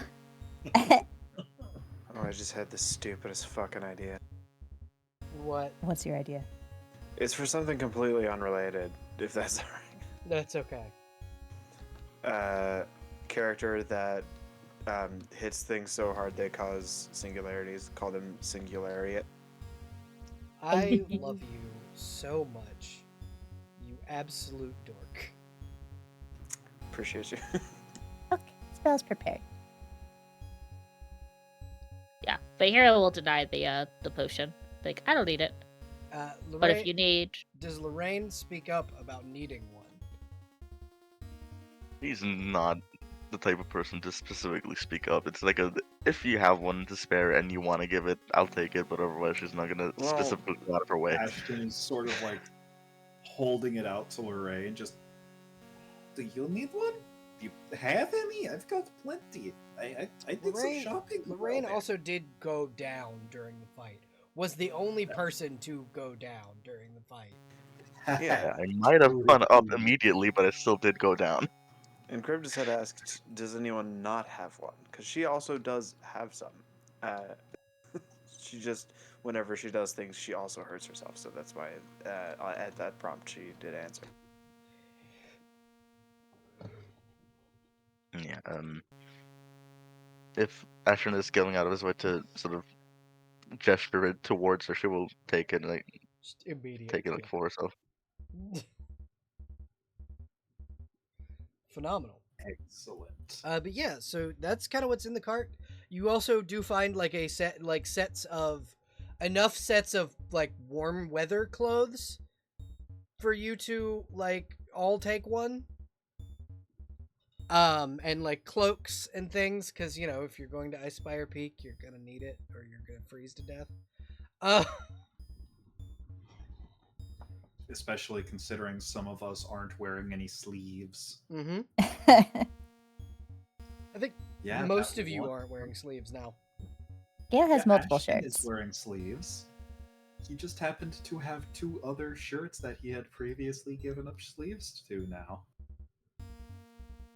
When you guys go to Chult, you'll have something to wear there. Yeah! Oh lord. But yeah, the orcs kind of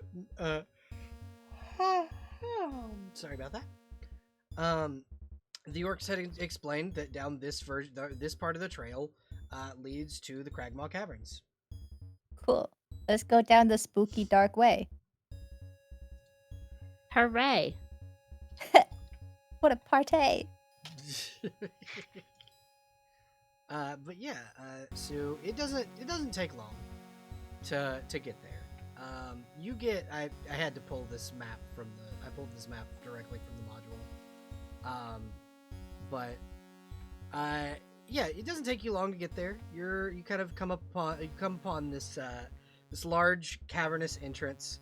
Around you are trees and a flowing river from the cavern mouth. And you guys kind of are able to follow the basic instructions the orcs gave you to get here, and they kind of warned you that the goblins in this cave are crafty, and to watch out for traps, essentially, is what you were told. I just realized I got another racial spell without ever adding it. Oh no.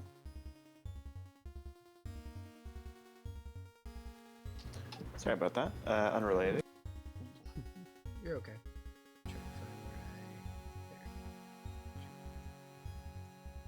But yeah, what y'all doing? You are currently outside of Cragmaw Cavern. Also, Oh. Gail, I'm gonna say that Corinne is. Don't worry still about back that. at the- Oh, Oh. okay. Yeah, no, that's fine. Corinne can be away. Can I have my sword though? My little Yes, guy? Yes, you can. Yes, please, thank you. You can. I believe you can. You should be able to drag and drop him. Sweeto. I do love a nice aquatic entrance. Charybdis, you see that this is, if you were to like get down like into like a swimming position, you could swim in this like it's almost like a flowing, not quite a river, but it's getting there. Is it clean? Yes. Then yeah, she will do so because it's much smoother for her to do to travel that way. Are you doing this stealthily? I don't know. Can she? You can try. We shall see. That's surprisingly good. Yeah, you do not you are able to enter the cavern. With nary a splash. Yeah, with you slip you're a Triton, you're used to this. You slip straight into the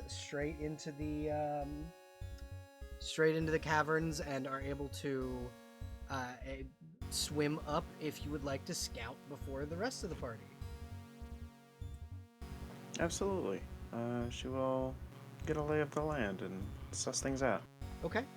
So you can kind of go north of here, and you kind of are able to see, because you're a Triton, you can see on the bridge there are 2 goblins that patrol back and forth, and that this river leads into a deeper part of the cavern. Interesting. Can she hear what the goblins are talking about? They're talking. As she approaches, roll perception and Absolutely. stealth again, because you would have to like wade in this flowing river. Do you have a preference in what order I do that? Stealth, then perception. Okay.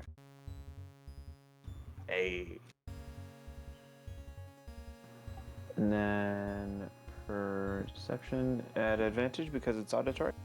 Yes. Excellent. 13 on the perception, 15 on the stealth. Okay. Okay, so these goblins don't see you worth shit.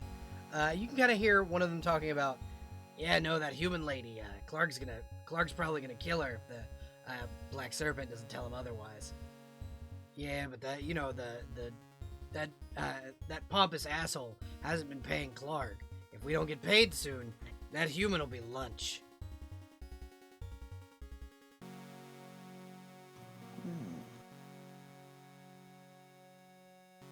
Presumably, she's able to kind of stealth and peek around and see that there's not really much up ahead in terms of water that she can suss out that might actually be helpful for her to scout out from here on. So I mean, she will just return. Yeah, this pool would just be another entryway in, essentially. Yeah. So while Charybdis is doing that, are the rest of you being stealthy? I don't know. Are we just kind of waiting for Charybdis to come back? I mean, it's Charybdis cool if didn't you say want to anything wait, but before you just don't have to. diving in. Ashton pulls up his bandana, and he's also going to sneak in. You're Only solid this time snake it? he's, yeah, he's solid snaking it. Okay, roll me a stealth check, Ashton.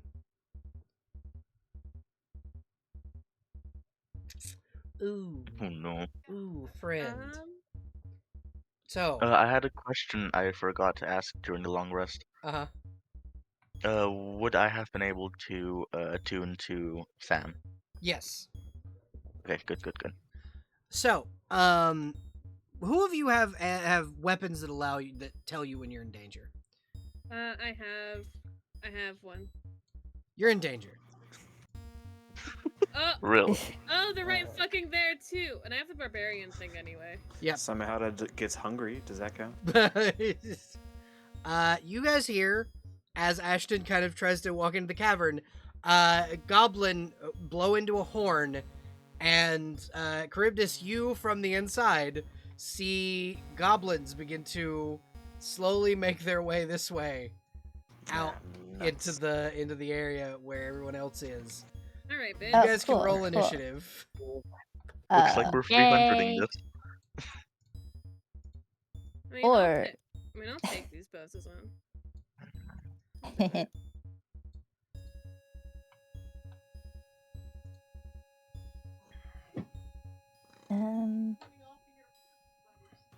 Nice nat Oh, one. not Iggy. I know, right? At least it was me and not Iggy goes on Rika. your turn. Yeah, I rolled under Iggy, but it's on here's Oh, Character sheet. goodness. Gale. Okay. You know what? That tracks for him, actually. Still before me, at least. Ooh, okay. Well, the goblins are gonna go before a good portion of you. Oh, Uh-oh. no. Leo. How did you get to save his Gale? God damn it. I must protect my love. How is his dexterity worse? I mean, he's Because you don't need one as a paladin. Yeah, you don't need Ah, dexterity as a jeez. paladin.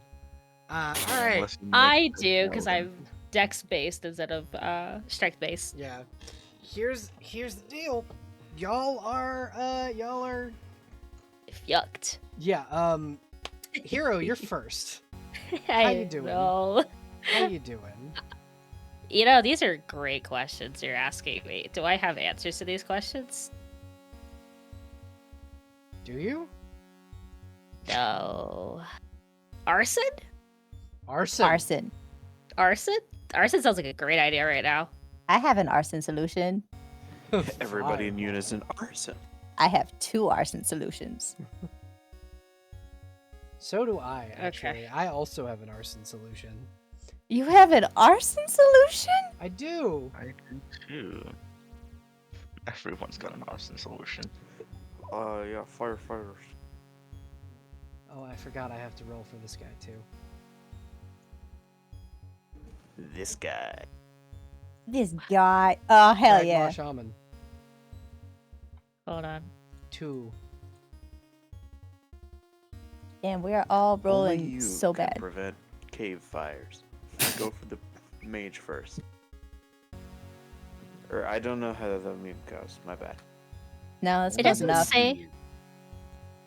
It does not say that it is a cone attack. What is it? It's the potion of fire breathing, the fire breath. I'm. It says you exhale fire at a target within 30 feet of you. The target. Oh, I only target one creature. Yeah, That's different from dragon breath. yeah. Dragon breath is a cone. This is you're blowing fire at one creature. Interesting. Maybe I won't do that. Okay. I feel like my breath weapon's better. Yeah. Yeah. Alright, Bozo's coming over here. I'm gonna do a cool little... I have no idea that there's danger in the cave with Ashton, so I'm gonna Yeah. get to the nearest threat. Yeah, you just heard the horn come from these bushes. Yeah. I guess I'll be right on the other side of Rika. I didn't know the And exact then- the exact grid for this particular map, so I just made Yeah. it where there is no grid. It's Okay, a very 15. narrow space. Yeah, 15-foot cone would only hit this goblin. Mm-hmm. Alright, I'm just shaking him then. Stab, Okay. stab. Go ahead and roll your attack rolls. Okie dokie. I do not have advantage, so 24 hits. 24. Roll damage. should I sneak attack? So 9 plus 6 is 15. All right. Because I don't have an armor class higher than 16, correct? Yes, they do. They do have a high. Their Yeah, armor class is 16 and they've higher. been tweaked. Yeah. Okay, so they also get the 8 damage. Okay. So that's a number I can't do math right in my I head got right it. now. I got it. Okay, and then bonus action is Smooth shag. epilogue. I love that their An 11 monologue and doesn't hit. epilogue. Yeah, 11 does not. Yeah, I had Celeste name them, so they're monologue, epilogue, and prologue. I love that. And an 11 does not hit, so Yeah, no. that is hero. Yep. And you used your bonus action and you moved, so you cannot use Applin. Yep. Rika. Hi. How are you doing? I'm doing okay. How are you? Probably. Well, you see the situation we're in. I do see the situation you're in. Uncle Bonk. Hello. I'm just gonna situate myself right in the middle. Okay. Not a great idea. Everyone screams. Strategically. Yeah, not the best idea, but you're Fuck a you are- barbarian. Fuck you. Look Would at my you be pickaxe. Would you be flanking with this guy? Yes. Okay. Okay, which gives me advantage. So we'll swing on him first. Which axe am I using? It's Gale going, which sword should I kill you with? And Rika going through the like Rolodex of axes. Ugh, they're Mhm. truly partners. We have so many fucking axes. It's crazy. It's almost like they were made to complete one another. I do love how your swords, Rika's axes, and then if Emery was here, Emery's daggers. Yeah. 21. Yeah. The trifecta. 21 will hit. Roll damage. Okay, it's just regular damage. All right. 6 points of slashing damage. I'm saving my bonus action so my little guy can go. Okay. Let me find the thing I just used. Bonk. 25. That hits. Roll damage. 10 slashing. idiot. Holy shit. Nice. Okay, now Absol. that's my... Hi, buddy. Spark. That's his Spark's name. got skilly things he can do. I think. Yeah, I'm looking. I love disaster awareness. So does Absol have like action, bonus action, or just an action? It's an or bonus action and a movement. That's it. Well, I have a thing. I have a bonus action on her sheet. What is it? Double team. Yeah, you can do that. Okay. What am I doing? This is a creature to make. It's their absolute next turn. Okay.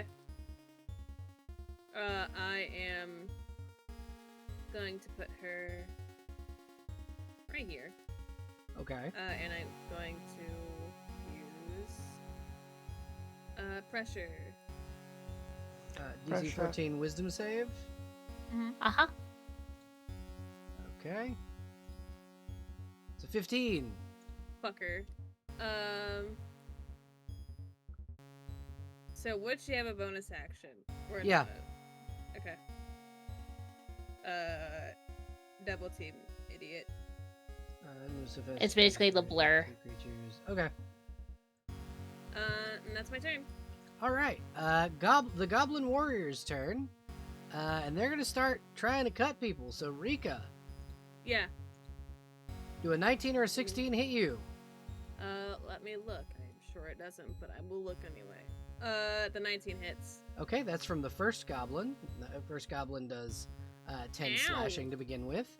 Then we I'm do not raging, so I take the another damage. 2 from the second goblin. Nope. Nope. Okay, and 2 from the third goblin. I'm assuming that 24 hits. Yeah.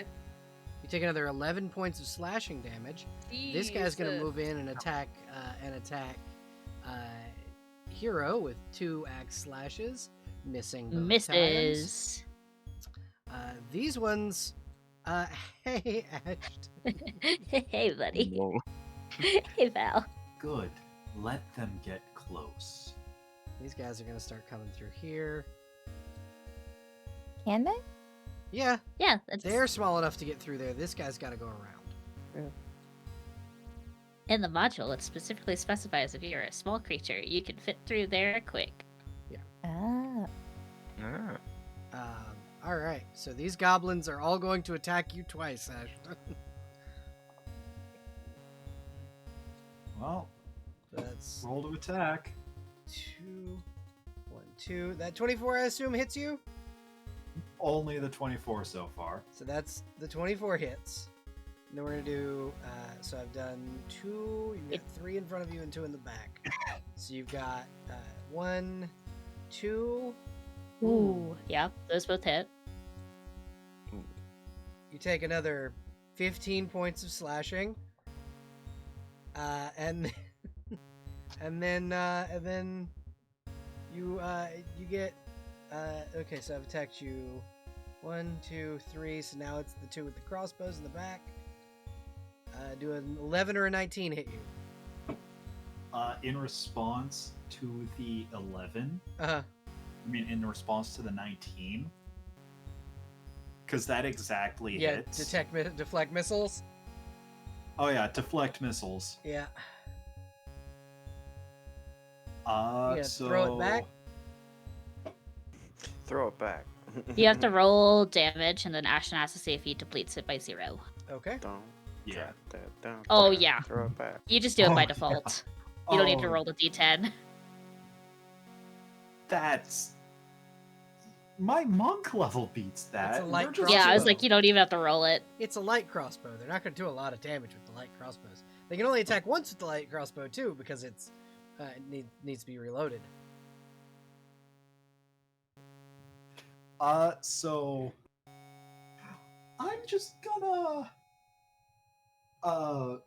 throw this arrow back at them. Okay, so that would be this one. Do you need to... I have a dart throw. That Kinda Yeah, counts, Yeah, right? go ahead. And then you'll roll a d8 for damage. Yeah, that actually 16. Let me check their AC. Just misses.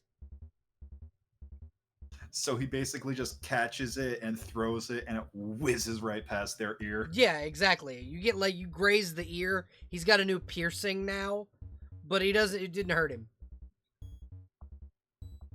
If he survives, he's gonna have a sick ass story to tell, though.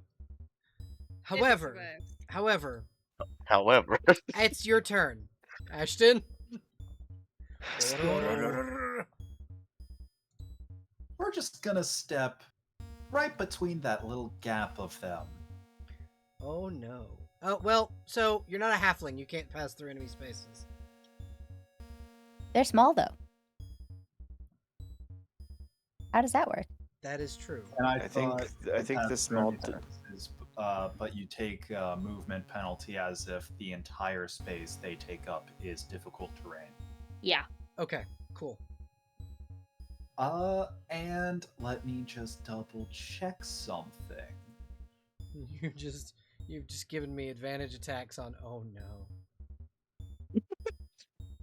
Alchemist fire and evasion.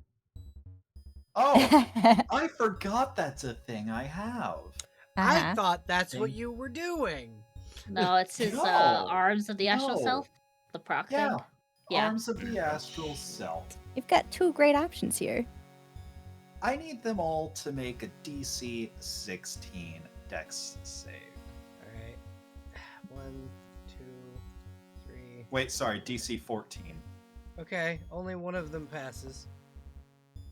Great. They take 6 force damage, and also, in addition to activating Arms of the Astral Self while doing this, I would like to also activate Visage of the Astral Self. What does that do? Basically, I now have dark vision. Uh huh. I You're have gonna need 'cause this advantage. cave is quite dark. I have advantage on insight and intimidation checks, Okay. and so long as something is within 60 feet of me, I can talk to it, and it has to hear me. Oh no. I can also speak it so loud, anything within 600 feet. Oh. So I had done this wrong. It technically That is- should have You been. can totally go. It's okay. It totally should have been Charybdis' turn. You can totally continue, however. I don't mean to interrupt you. So yeah, now that Ashton has hit all of them, All but one. because that takes up my bonus action, so that would be my martial arts die. Oh no. Just your martial arts die? Just the martial arts. So I can just burn another key point for a flurry of blows. So I have, I believe, 3 more attacks. The power of God and anime on my side. Yeah, go ahead. So. Oh, it would end up another. You know what? It's worth it. Do it. Do it. Ashton rubs his knuckles together and charged knuckles. I think you would only have 2 attacks because Yep, use your just bonus 2. action. Yeah. Okay, yeah. Charge knuckles, 26 hits. Which one are you trying to punch? This one right here, the center one. Okay, yeah. Roll damage. That would be 8 damage. 8 damage. Holy shit. Alright, and then you should have one more attack. Yep, and we're just gonna spin around real quick and try and hit this guy. That will miss. And you said talking is a free action, right? Yes, speaking is a free action. Attempting to an intimidation check is not. Oh no, he's not intimidating yet. However, I do have to switch his icon real quick because Visage of the Astral Self also gives him a mask. Oh, nice. And he's just going to, would you like to run now? Wonderful. Wonderful. Wonderful. These goblins will not, but Princess Pluton, it is your turn. Your friends are in danger. You heard a goblin battle horn. So I assume she hears it from further in, but also sees Ashton engaging with these 5 over here. More than likely, yes. I think for now she will have to trust that the ones in the back can handle whatever ones she cannot quite see. And she will move to engage to help Ashton. She will start by activating her Crimson Right, which essentially means she's taking 1d4 damage to add 1d4 lightning damage to all of her attacks for the rest of the day. Alright, hell yeah. So she takes 2 necrotic and adds a d4 to her attacks. And will try to stab this one in the middle that is between them. Okay. Is this advantage? Yes, because you are flanking with Ashton. Stupendous. I will also be using, I believe it is Strike of the Giants, and it's the Cloud Giant. Okay. This is essentially adding a d4 thunder damage and imposing a wisdom saving throw. So you're doing lightning and thunder damage. Oh, All right, yes, Zeus. that is exactly what I'm doing. Somehow I rolled a 25. Yeah, that hits. So how did I describe the eating the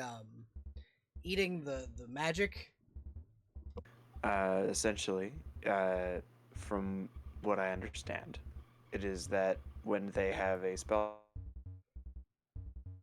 slot, or here, let's see if it was.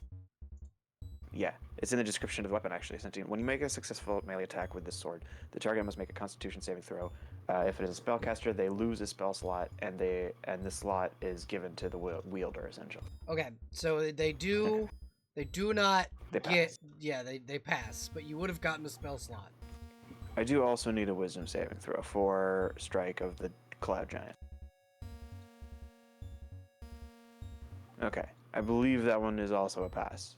Yep. Because I don't believe the DC is especially high on this feat.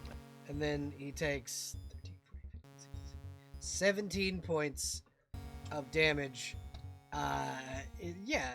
So Somehow it crackles with thunder and lightning as she wallops this dude.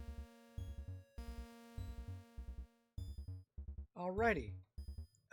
Do you have an extra attack? I do not. Alrighty. So then it is Gale, your turn. Oh, cool. So, in the spirit of not metagaming, Gale is going to make a tactical choice for his turn Mhm. and cast the spell Breath Sense. Okay. So Gale So is- Gale yeah. now knows where Uh-huh. everyone in this cave is. Yeah, great, cool. And how many they are. Mm-hmm. And- The breaths from this right here, from this area right here, which you don't know who it is, are shallow Uh-huh. and like Cool. labored. 1, 2, 3, 4, 5, 6, 7, 8, 9. 9 small. 1, 2, 3, 4. 1, 2, 3, 4, 5. Medium and 1. Cool. Alright. So, object interaction, earring of sending. Is that gonna take a That's free. Cool, Yeah, you can do cool. Yeah, so after breath sense, Gale's gonna say, There are 9 small creatures and 6 medium ones within the cavern. Several are deeper within. One of them is not breathing strongly. Could be the person we're looking for, could be someone injured. I don't know, but be wary. Those are the numbers we face. to the earrings of sending that most of the party has. Hero doesn't have one, but everyone else knows. The Yeah. ones who are inside the cave know. So that's the important part. Emery gets to hear this from Yeah. From several thousand miles away. Emery, what is happening with you right now is you are in the middle of a fight and in the middle of Baldur's Gate, fighting in a bar fight because of Garçon. Oh no. How do you respond? Not you two. Don't die. That is an order. Not you two. I would tell Hero the numbers.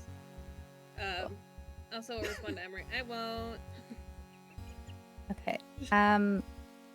Bonus action, gonna command the Honed Edge to go with Leo, Okay. and then gonna use movement to scamper over to Rika. Can I go through those trees? Yeah, they're bushes. Cool. I will It's go just stand in the difficult terrain. bushes. The bushes Cool. are That's difficult fine. terrain. I should still have enough movement, I think. So you're wading through the Oh. waist-high water, Oh, okay. and then Cool. difficult terrain bushes. Okay, then I don't have enough movement to do that. I mean, Hmm. you could always bonus action leap over the fucking the river. I have expended my bonus action to command the little creature. That's fair, yeah. What can I do then? So- can I can make see water the goblins from traversal here? easier if With you'd like. breath sense, you can Uh-huh. basically see where the goblins are. Yeah. That's so true. Okay, cool. I'm gonna try and take a shot at him through the trees. However, while Gale is commanding the Honed Edge to go with Leo, Gale's gonna suggest to Leo. I know you know the cantrip light. I recommend casting it on Perry there and aiding Ashton and Charybdis. Understood.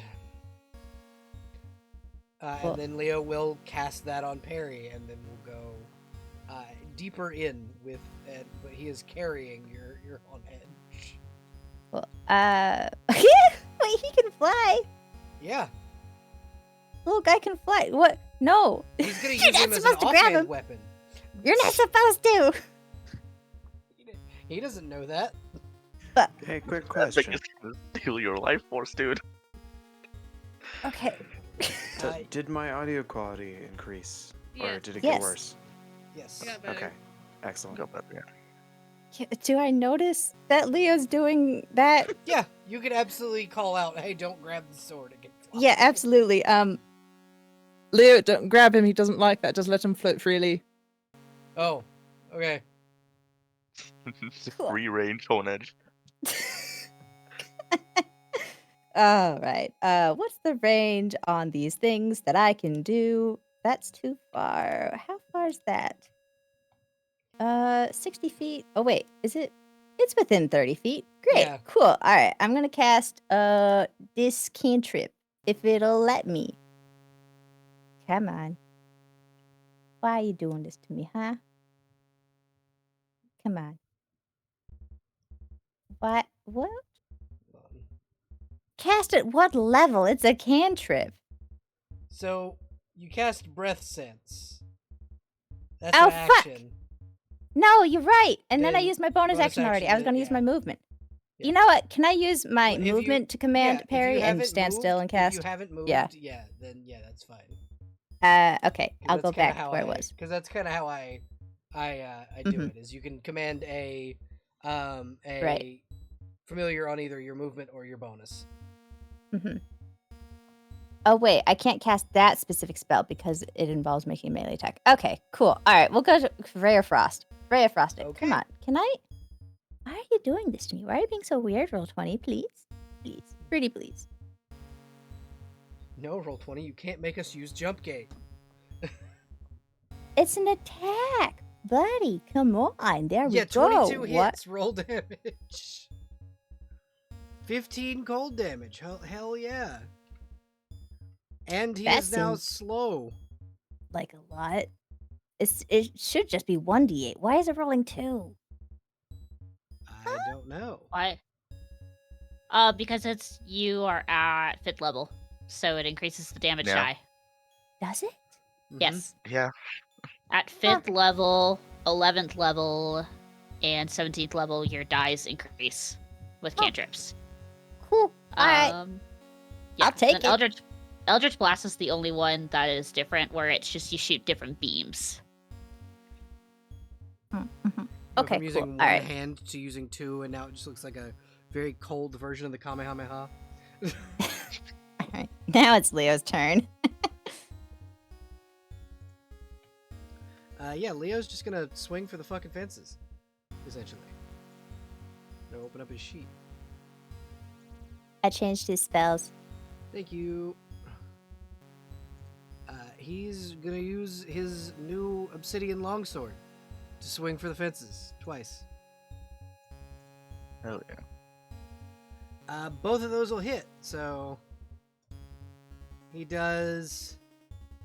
Hold on, I forgot to do smite because I was gonna have him smite. On the first one. Yeah, he's gonna smite on the first one. So he's gonna use up a spell slot.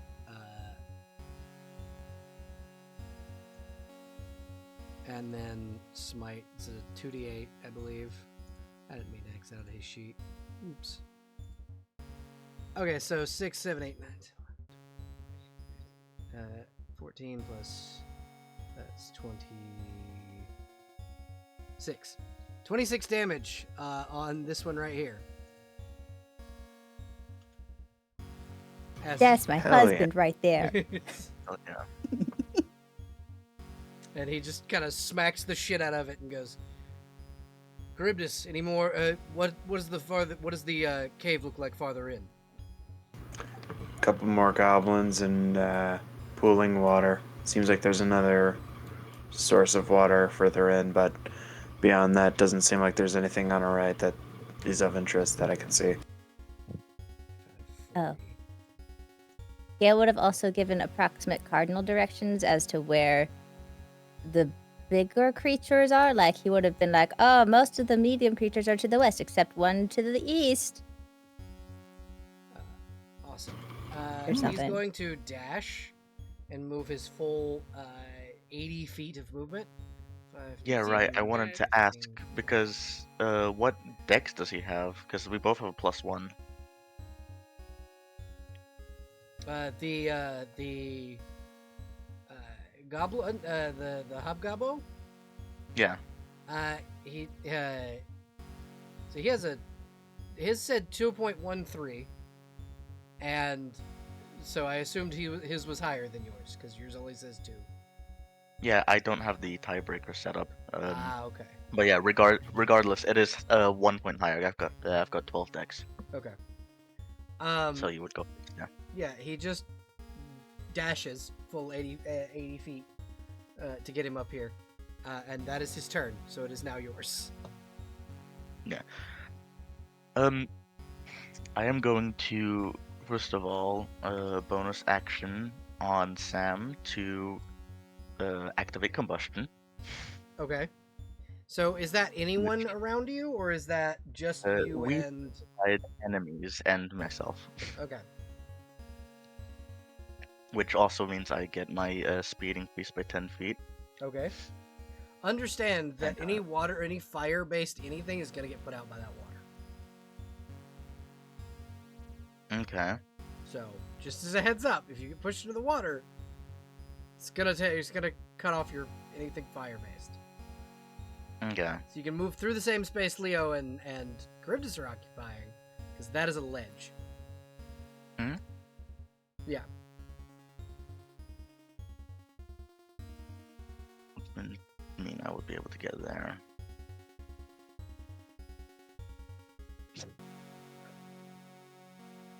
This is probably horrifying for goblins. There's now a fourth person here. Oh yeah. This person's on fire. They're terrified. But yeah, anyone who's in here probably has felt like heat coming from the entrance, and suddenly it's literally just I can actually send a GIF for this. It's perfect time for it. Common Rider looking ass.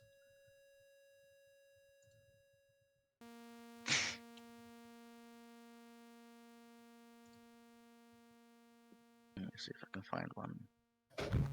Okay, but consider Common Rider is just good. Yeah, no, absolutely. There's not a thing that I am ragging on. Yeah. Basically, the chest of the armor is flaming.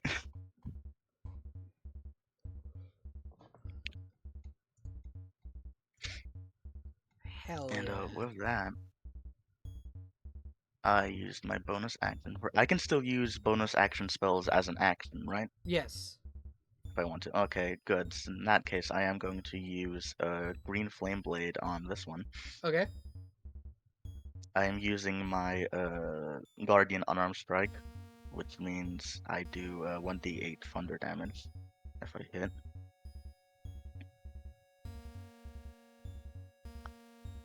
Additionally, I do combustion damage and Green Flame Blade, and if I hit, I'm also going to be adding cruelty dice. Okay. And this is advantage because I'm flanking, I believe, yes. right? Okay. Let's see. 18? 18 just hits. Roll damage. Awesome. That is 14. 14 damage, yeah. And then 5 fire to the And- guy directly adjacent. I believe it's 5. I need to read up on Green Flame Blade one more time. That's what we were doing last session, so. Yeah, 5, because spellcasting ability modifier. And the one that I hit also has disadvantage on attack rolls against targets that's not me. Okay. Hell yeah. Hero. It is your turn. Ah. Yay! My turn.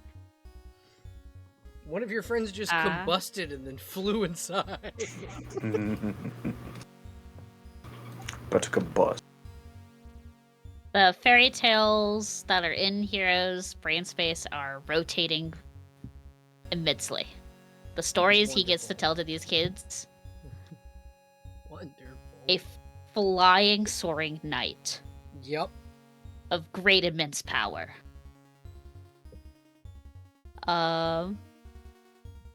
I'm a rogue. I do what rogues do best. I stab You stab. with advantage. Hello, little goblin, sir. Hello, potentially very dead goblin. You might get stabbed by the monologue. You won't get stabbed by the monologue. No, you will not.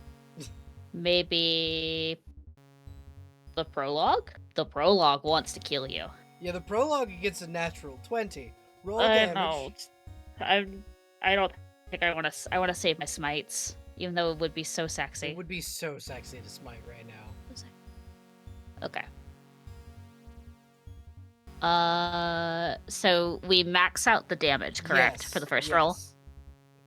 So the sneak attack and the roll both get added max damage to them. So 17 plus what's 6 3 times? That's 18. So 17 plus 18 plus 8 plus 6.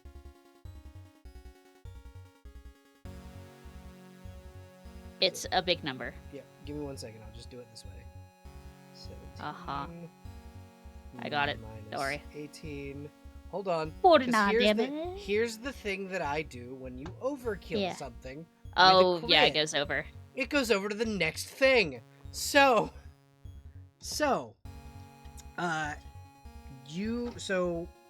only 10 of that went through to this one. So it's 8 Okay. plus 8 plus 6. 10 of that 18 went through that because 17 and then 10 more, so 27 killed it. And then so you've got 8 plus 8 plus 6. 8 plus 8, 16, 24. 24 damage. No, 22. 22. 22 damage as you swing prologue through this one and catch the other one in the jaw. You know, I wasn't aiming for you, but now I am aiming towards you. Come on, get in the line. You're next. He is Yeah. roll intimidation for me Oh, yay. because you killed his friend. Intimidation, the one hero's not good at. A 19. So this goblin, if given the chance, is going to run from you.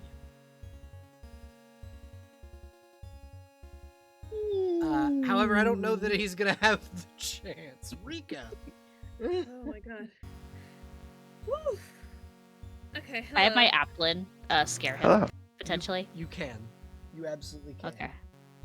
Iggy is going to just yell. An 8 doesn't hit him, so he's okay. Okay. Okay, Yeah, Rika, it's your turn. it's my turn. Mm-hmm. Damn. Hello, guys. Hi, buddies. Who's leaving? This guy is gonna try and run away. Okay. Well, you know what? Let He him. is Bonus afraid. action rage. We're raging now. I'm angry. Okay. Y'all are a pain in my ass. And since you don't have to move, your movement action can be using Absol. Yeah. Does that apple move? Yeah, that's absolutely what this goblin is saying. Does that apple fucking talk? I'm swinging. I'm not biting this one. I'm swinging my axe on that one. Okay. God, if only I could bite. I don't know why I need to take that out of advantage. So 15 doesn't hit. 15 does not hit. No, 23. that hits. Roll damage. 6, it's radiant. 15. All right. 21 points of damage. From I'm this slowed goblin. I'm gonna put Absol right here. It's my little guy. Uh-huh. Hi. 5 feet. Yeah, you know what? I'll put him right here so he's within 5 feet. Get hit? Question mark? No. Fuck. Alright. Bonus action. Let's start since it's second. Okay, bonus action. That's Absol's turn. That's my turn. Alrighty. It's time for the goblins to go. Before that, Yay! Uh-huh. all of the goblins within 10 feet of me are taking 2 fire damage because of Chip. Okay.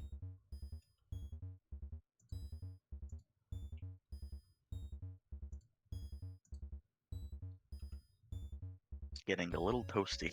It is, but your friends don't seem to be endangered, which is good.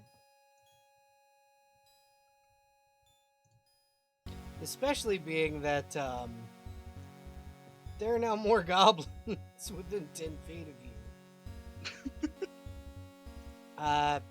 Hey, Lilith. Yes. So I need to put these on advantage. So that's the first one. That's the second one from the first goblin. I'm assuming that nat 20 hits. Nat 20 obviously hits, the 12 doesn't though. So that is 5, 6, 7, 8, 9, 10, 11, 12, 13 points of slashing damage from the first goblin. Mm-hmm. That's 1, 2. Damn. Keep critting on me. I do. Yeah, they both hit. All right. It's not even like all enemies, it's specifically the goblins. Yeah.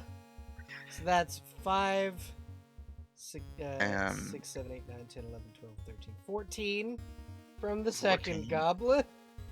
Mm-hmm. And so the rest of these goblins are going to attack Ashton and Charybdis. Ashton, that's 25, natural 20, and a 15. Only the nat 20 hits. Okay, so that's 11 plus 8 is 19 points of damage from the first goblin. And then it's bop, bop. So 22 hit you. 22 hits. You take another 7 points of slashing damage from this goblin, Charybdis. You're gonna take Hello. two. All right, that nat 20. I'm assuming hits. Why do Oh, they have no, advantage that- against me? I didn't mean to give them advantage against Yeah. you. So it's a 14 and a 17 from the first one, Neither of those hit. and nat 1 and a 17. So those both hit and miss. And this one's gonna attack Leo. Do a 22 or a 23 hit Leo? Let's find out. 22 meets, 23 exceeds. Okay, both of them do damage. Leo takes a total of 14 points of slashing damage. And Okay, then, I'll do that. And then Ashton, or not Ashton, Lilith, this one's gonna try and shoot you with a crossbow. Yep. Should not have been an No. advantage, but no, that 9 misses. Plinks off your armor. Hey, Charybdis. Hi. These goblins just started laying into your friends that are in the cave. Yeah, Oh, I wait, noticed were that. Did these ones down here swing? Oh, you're right. They didn't. Shooting myself in the foot here. Gale, this It's one's gonna fine. shoot at you. That's a nat 20. Me? Oh, fuck. That's a nat 20. You take a total of 8 plus 8 is 16 points of piercing damage. Ouch. Oh, And then ouch. Rika. Oh, that's a lot. Yeah. Rika, you're gonna get 2 battle axe attacks toward you. Bop, bop. It's 2 Yeah. 24s. I'm raging, so damage is halved. You take, let's see, without it being halved, it would be 8. 16 points, so 8. And then this one, if allowed, is going to fucking retreat. I'm not gonna attack him. Does a hero. Good questions. Great questions. Amazing questions. Would the little goblin have intel? Probably. He was the guard out front of the cave. Yeah, I think hero. Roll attack at advantage and add sneak attack if you hit. Oh, I might just kill him. Okay. You can do this non-lethally, I will say, if you would prefer. If he dies, he dies. Stab him through the ankles. Yeah, I'm just saying. Okay, advantage. Nah, it doesn't even hit him.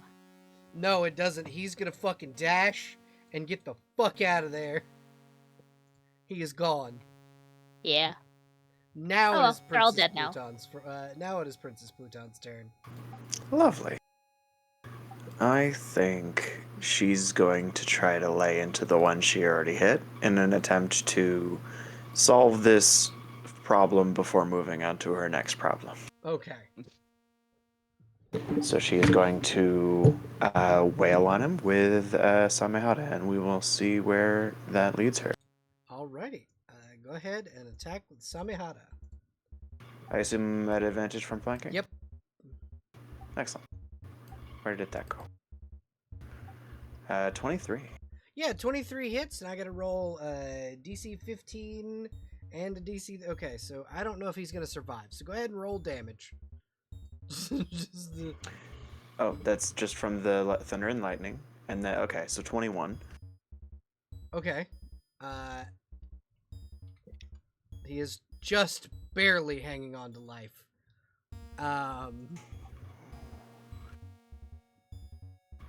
Is that to the... Oh, that's not great, because you're taking constitution damage. Let's do that one first. He's not taking con damage. No, should I You get a do spell the slot. spell save? Hey, nice. You get a spell slot because he has spells. He can Nice. smite. However, cannot see her anymore. She is invisible to him.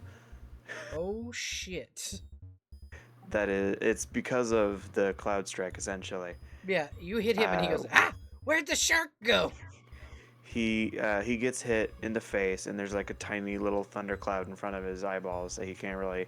So she's going to actually take advantage of that fact and step out of his zone because he cannot retaliate. He can't, but the one just above him can. Yeah, go for it. 1 second, I'm just gonna make it where he's blind. And then this goblin warrior is going to attack you with his battle axe. And miss!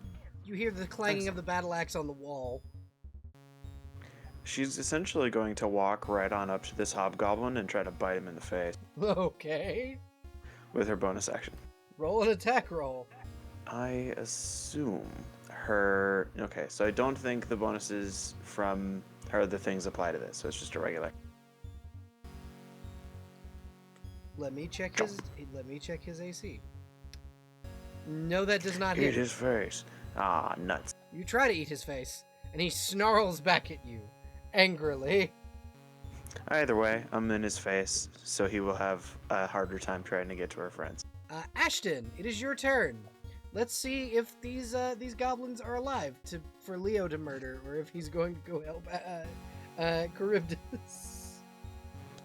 Well, burn a key point for Flurry of Blows. Okay.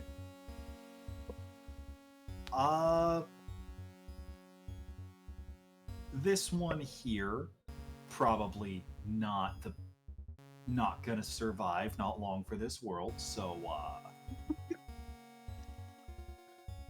Yeah, neither of these two are doing great at all. Silver's 14 will miss. Alright, second attack. 22 hits, roll damage. Yep. 21. So, please describe how you want to pummel this man to death.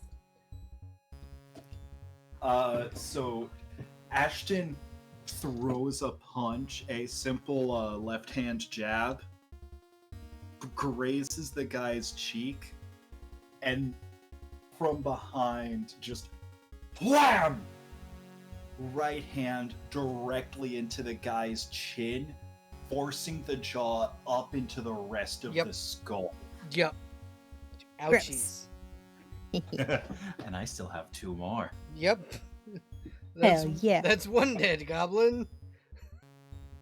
And now for this one. You sure you don't want to Center for the murder other this side. one? Yeah, why not? Let's put him out of his misery. He's blind, he's hurt, he's bleeding. I will say, I believe he's only blinded to where Charybdis is. Yeah. He can see you.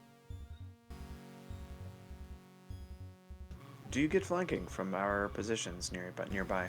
Yes. So your attack would be an advantage. Technically, the other one would have been an advantage too, because Leo's right oh there. yeah, because Leo's right there. Oh, so then I still have 2 attacks. Yeah, but that 24 hits. 12. Yep. Just Ooh, wants to dead grab the back of goblins. the head, slam the face into the ground. He's Yeah. not getting up. You hear cracks and bone crunches as these 2 goblins die. Proud of you, string bean. You sure you don't want to chug a potion, Ashton? He's got 11 hit points left. Take a potion. Leo goes after Gale. Leo has heals, right? Yeah, sure, absolutely. Oh. Fireball. So are potions standard or bonus Bonus actions? actions. Oh, Excellent. you already used your bonus to key point, didn't you? No, I did not. Okay. Because that key point is part of my standard attack. Okay. Yeah. How 2d4 much plus does- 4. Hell yeah. Let's- You hear 7 points. That'll Hell do, yeah. right? Yeah, you got a healer coming up. It'll be fine. I believe I still have an attack. Yeah, Yeah. your standard melee attack is there, and it's not an. And This one's not an advantage, but yeah, you could. No, and Pop this that one guy. also wouldn't be because his back's against the wall. Charybdis is still right there with a reach weapon. That's true. Yeah. The fucking rad thing about Samahata is that it can literally just change shape to be her Mhm. pole arm. It's a snake. Ooh. Oh. It's a Then, shark. I'm gonna go Shark for snake. This one. Yeah, so roll attack and advantage. Yeah, 23 hits, roll damage.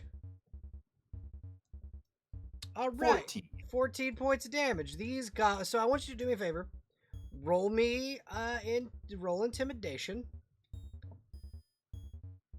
Because of visage of the astral self, is that an advantage? Yes.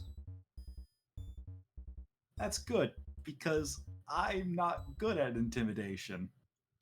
You hear But a from. great one? Do you speak Goblin?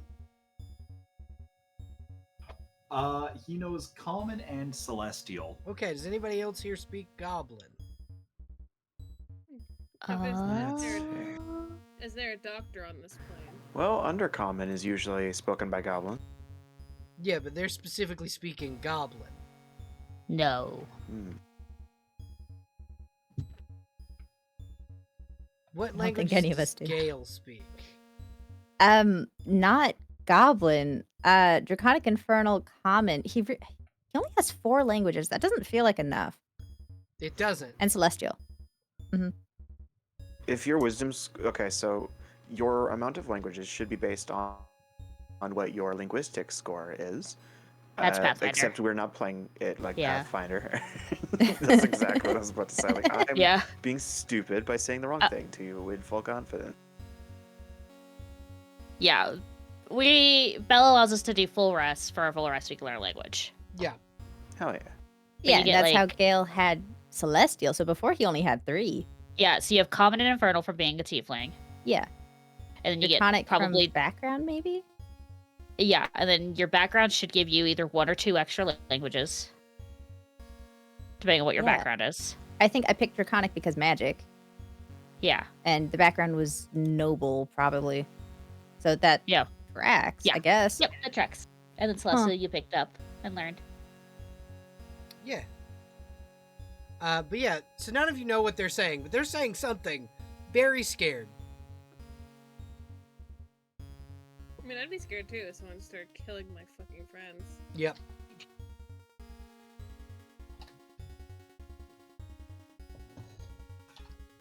Could I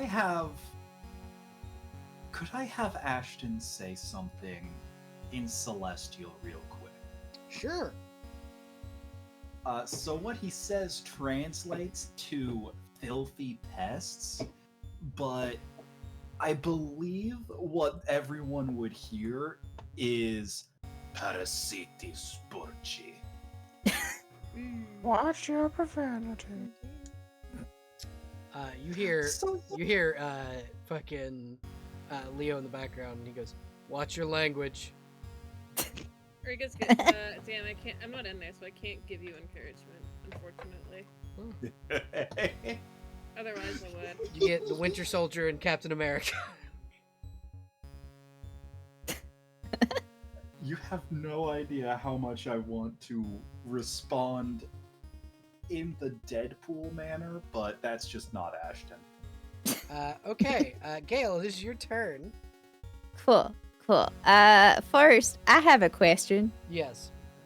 So, the Queen of Neverwinter, Lady Neverember, gave us all +1 slings, right? Yes, you were given a +1 sling. Cool. A sling is an appropriate vehicle with which to fling an orb that's about 2 inches across, right? Yes. Oh my god. Oh my god, are you throwing an alchemist fire from your sling? No. A Pokeball? No, actually. I think you'll find this one much more interesting, Belle. So Gale has a little green glassy orb with an image of a frog inside of it. Oh, motherfucker. So, here's the thing. That's not, so you don't throw the materia. What you do is you cast through it. Oh, so cool. what That's it so much is- easier then. Yeah, what it is you're going to roll with your, essentially it's a ranged spell attack. Hell yeah. Cool. Oh my We love God. that. Oh my god. Cool. So my spell attack bonus is a 7. So I'll just roll a d20. +7. You can use the Plus advanced 7. roller, yeah. So 7, 8, 9, 10. That's a 20. Okay. Does that hit Mr. Gabo over there? This, Rika, before you see, which goblin do you want to hit? Not before Rika. I have dark vision. Oh. Charybdis. What you see standing in front of you very suddenly is a frog. A very small frog. So Charybdis can essentially speak to fish. Does that include frog? Yeah, you can speak to the frog. Hell, oh wait, since it's because it has a swimming speed that she can speak to it. Hell yeah. Sup, dude? What the fuck is going on? Why am I a frog? Wait, did this dude get turned into a frog? Yeah, he's a frog. Oh fuck yeah! He is a regular-sized frog. You just got much tastier looking. Here's the thing about the frog materia. Frog doesn't wear off until you die. His AC is now 8. He is now forever He has, frog. He has basically until he's dead. He's a What frog. if I just put him in my pocket and we leave with him? He's gonna be very angry, but he's a frog. There's nothing you can do about it. Oh god, that's really funny. Oh, man, I can't believe you gave me 3 uses of this. 3 a day. Oh, what He's fun. just a frog. Mm-hmm. Cool. Oh my What god, if- wait, what if we turn the serpent into a frog? I might. Certain enemies are immune. Oh, damn it. Yeah, you Damn. mentioned that. Can't use it on Certain enemies- Sephiroth. Yep, certain enemies are immune to being turned into frogs. Um, Mhm. I can't believe I gave you the fucking frog material. And for a mere shirt sleeve. Yeah. 2. You spent a full pair of shirt sleeves on that frog. Still worth it. Frogomancy. Final Fantasy weird ass game. Mm-hmm. Mm-hmm. Cool. Yeah, alright. I'm gonna spend some of my movement. Can I? Waiting? You said it was waist height, right? Yeah, waist high for you. Okay, cool. I moved 5 feet. I can move like. How many more? What's my speed? 40? So I can move. I can get to like here. Uh-huh. Yeah. Okay, cool. Alright, Gale's gonna wade through the water and then trample through the brambles to get up to this stupid little goblin. Looking like a drowned rat. A drowned rat who just turned someone into a frog. This Uh, is where goblins start spreading rumors about tieflings being witches that'll turn you into frogs. Oh, okay, alright. Let's see. What can I do with cantrips? What weapons are these 2 little goblins wielding here? Both of them have a battle axe and a light crossbow. Okay, do these battle axes have, wooden hafts, you would say? Yes, they do. Cool. So, yeah, the range on this is 20 feet. So this goblin right next to me, Sticks to snakes. yeah. Yep. Oh, it's being weird again. No. Oh, this is so. Just for everyone who's never played Advanced Dungeons and Dragons, the original, and like AD&D 2, there was a spell in AD&D 2 which has been updated by Frog God Games, called for 5th edition, called Sticks to Snakes. Cool. So, this goblin right here, his battle axe, the head falls off and the stick turns into 3 whole snakes. Yep, and he is now restrained by 3 whole snakes. Oh, god. A lot of transmutation going around right now. Are you sure you're a blade slinger and not a transmutation wizard? Is this time to change your whole career? I don't know. He could make it work. All right, that's his turn. It is now Leo's turn.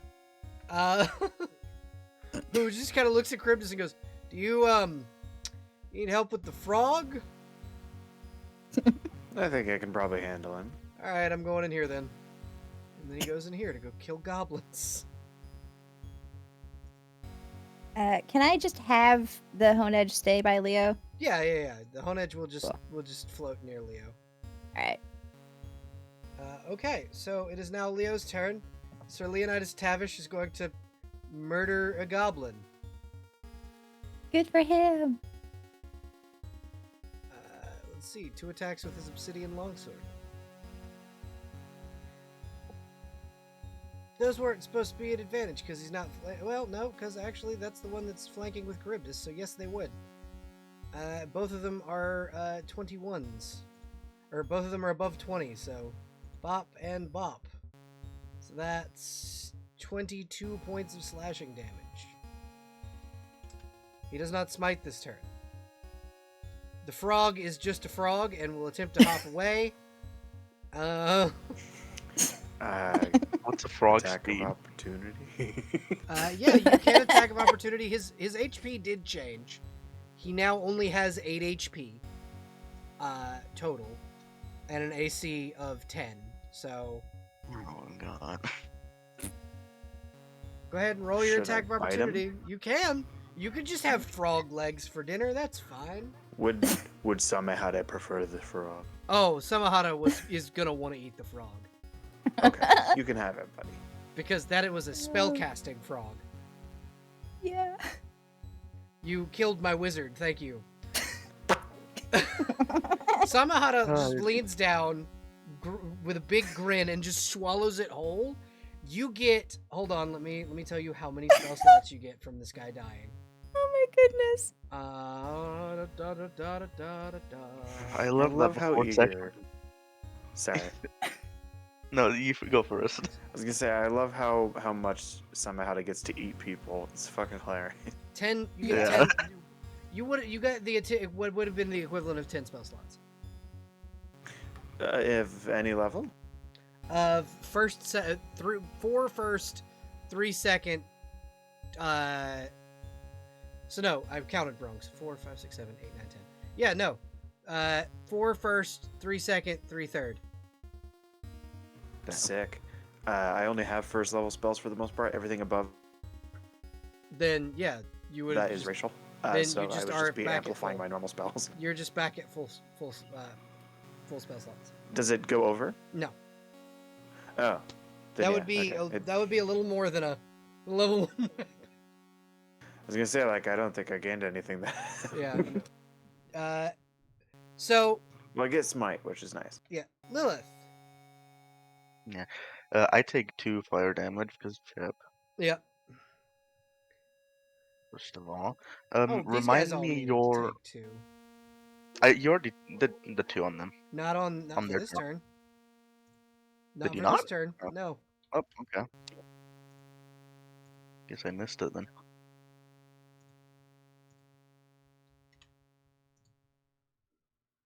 Okay, you're good. What was your question? I wanted to ask what your rollings on potions were, Bonus because I don't action. remember. Bonus action, got it. In which case, I am going to chug that healing potion that I was given. Okay. Healing potions were 1d. It's 2d4 plus 4. Oh, okay. Thank you. No problem.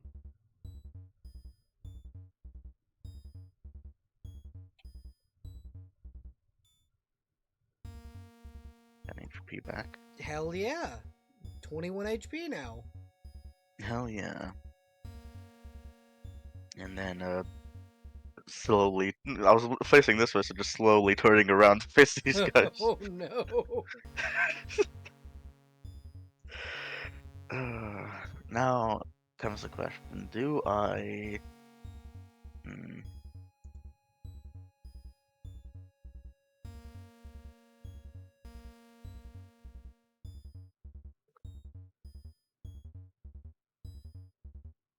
Question: since we don't really have a grid, how far away is this? Is this 20 feet or is this not accurate? You'd be like right there. And it's Yeah. 18-ish, 15 feet, something like that. 3 Okay. squares.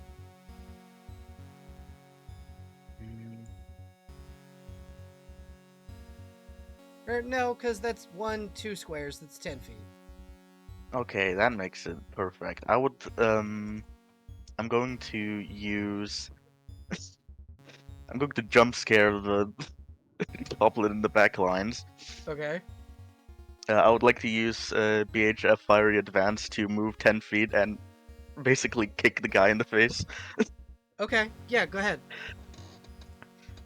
It's a saving throw. He needs to make a strength saving throw, take 2d6 fire damage, and get knocked prone. 1 second.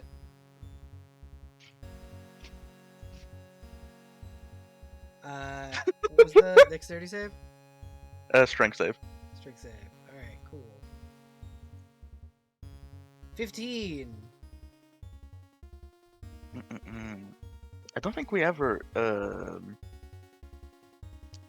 established a DC. Usually, I would be. What is your strength mod? Just a +1. Okay, so then it would be 11 because it's your. Yeah. Well, he does still take half. Yep. Okay, and so he takes roll 2d6. Yeah. Give me a moment. 2d6. Okay, so he in this takes case, 3. just 2. Oh, 3, yeah. Yeah, we round up. Because he round up. Yep. Yeah. All right, yeah. After you Common Rider kick this man in the face,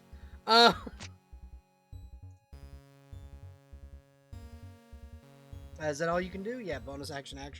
Yeah. All right, Hero, it is your turn. There are 2 goblins in front of you. You can hear Yeah. a scuffle from inside the cave. Yeah, I can. You did see a Gale shoot a green beam into the cave. And then wade through the river, through the woods. Yep. Into the woods. Yeah, Under I think, the river and through the woods. I think these gaggles of 3 are fine over here. Mm-hmm.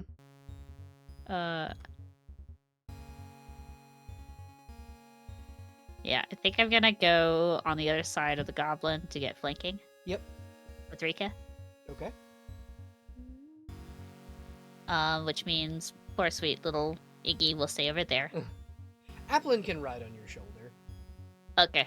He just won't attack or Yeah. will attack this turn. Applin's like riding on your shoulder unless you say otherwise. Or he's in his Okay, Pokeball. yeah. And then I'm going to stab and then stab again. We're gonna do monologue and epilogue. Alrighty. Advantage. Eldridge, thank you for being here. I know you have to hop off. Have a wonderful Yeah. evening, and thank you for playing. Yeah, and for Belle, if you still want to use my character, I still have 2 cruelty they can add to your damage however you like. Alrighty, we are gonna wrap up here soon. It's probably gonna be Okay. next Okay. end of this round.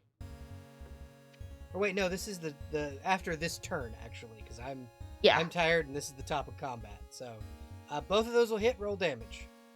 Go ahead and let you kill this bitch before.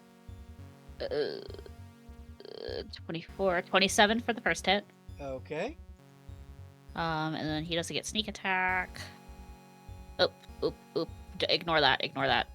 And 11 on the second attack. Alrighty. Yeah. So as you land your final strike, a bookmark sets in the pages of the book, and it is closed for the evening as we pan out for the time being, unless you have something else you want to do Okay. on your turn. Nope. Okay. That's Hero's turn. Because it is getting late, and I am a tired lady. But thank you all for playing. I really appreciate it. It was very, very fun. I hope everybody else had fun, because I'm having a blast with this campaign, and y'all avoided combat with the Orc Pack tonight. Also, Yay. with the hobgoblin. Yeah, and also with the Hobgoblin by turning him into a frog. Honestly, that was fucking great. Thank you. I did my best. I Also, love Belle- the GIF you sent. Yeah, Mm-hmm. the frog. Yeah. It's It made me exactly laugh. Simon Sherma Hada. eating a frog.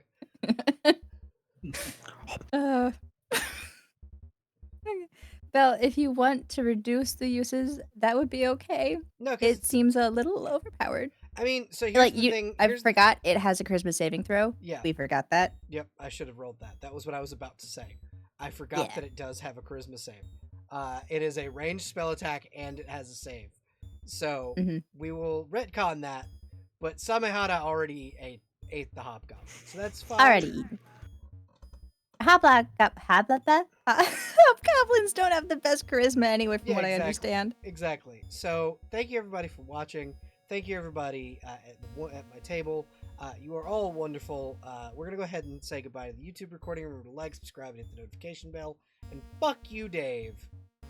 Fuck you, Dave. Bye, Dave.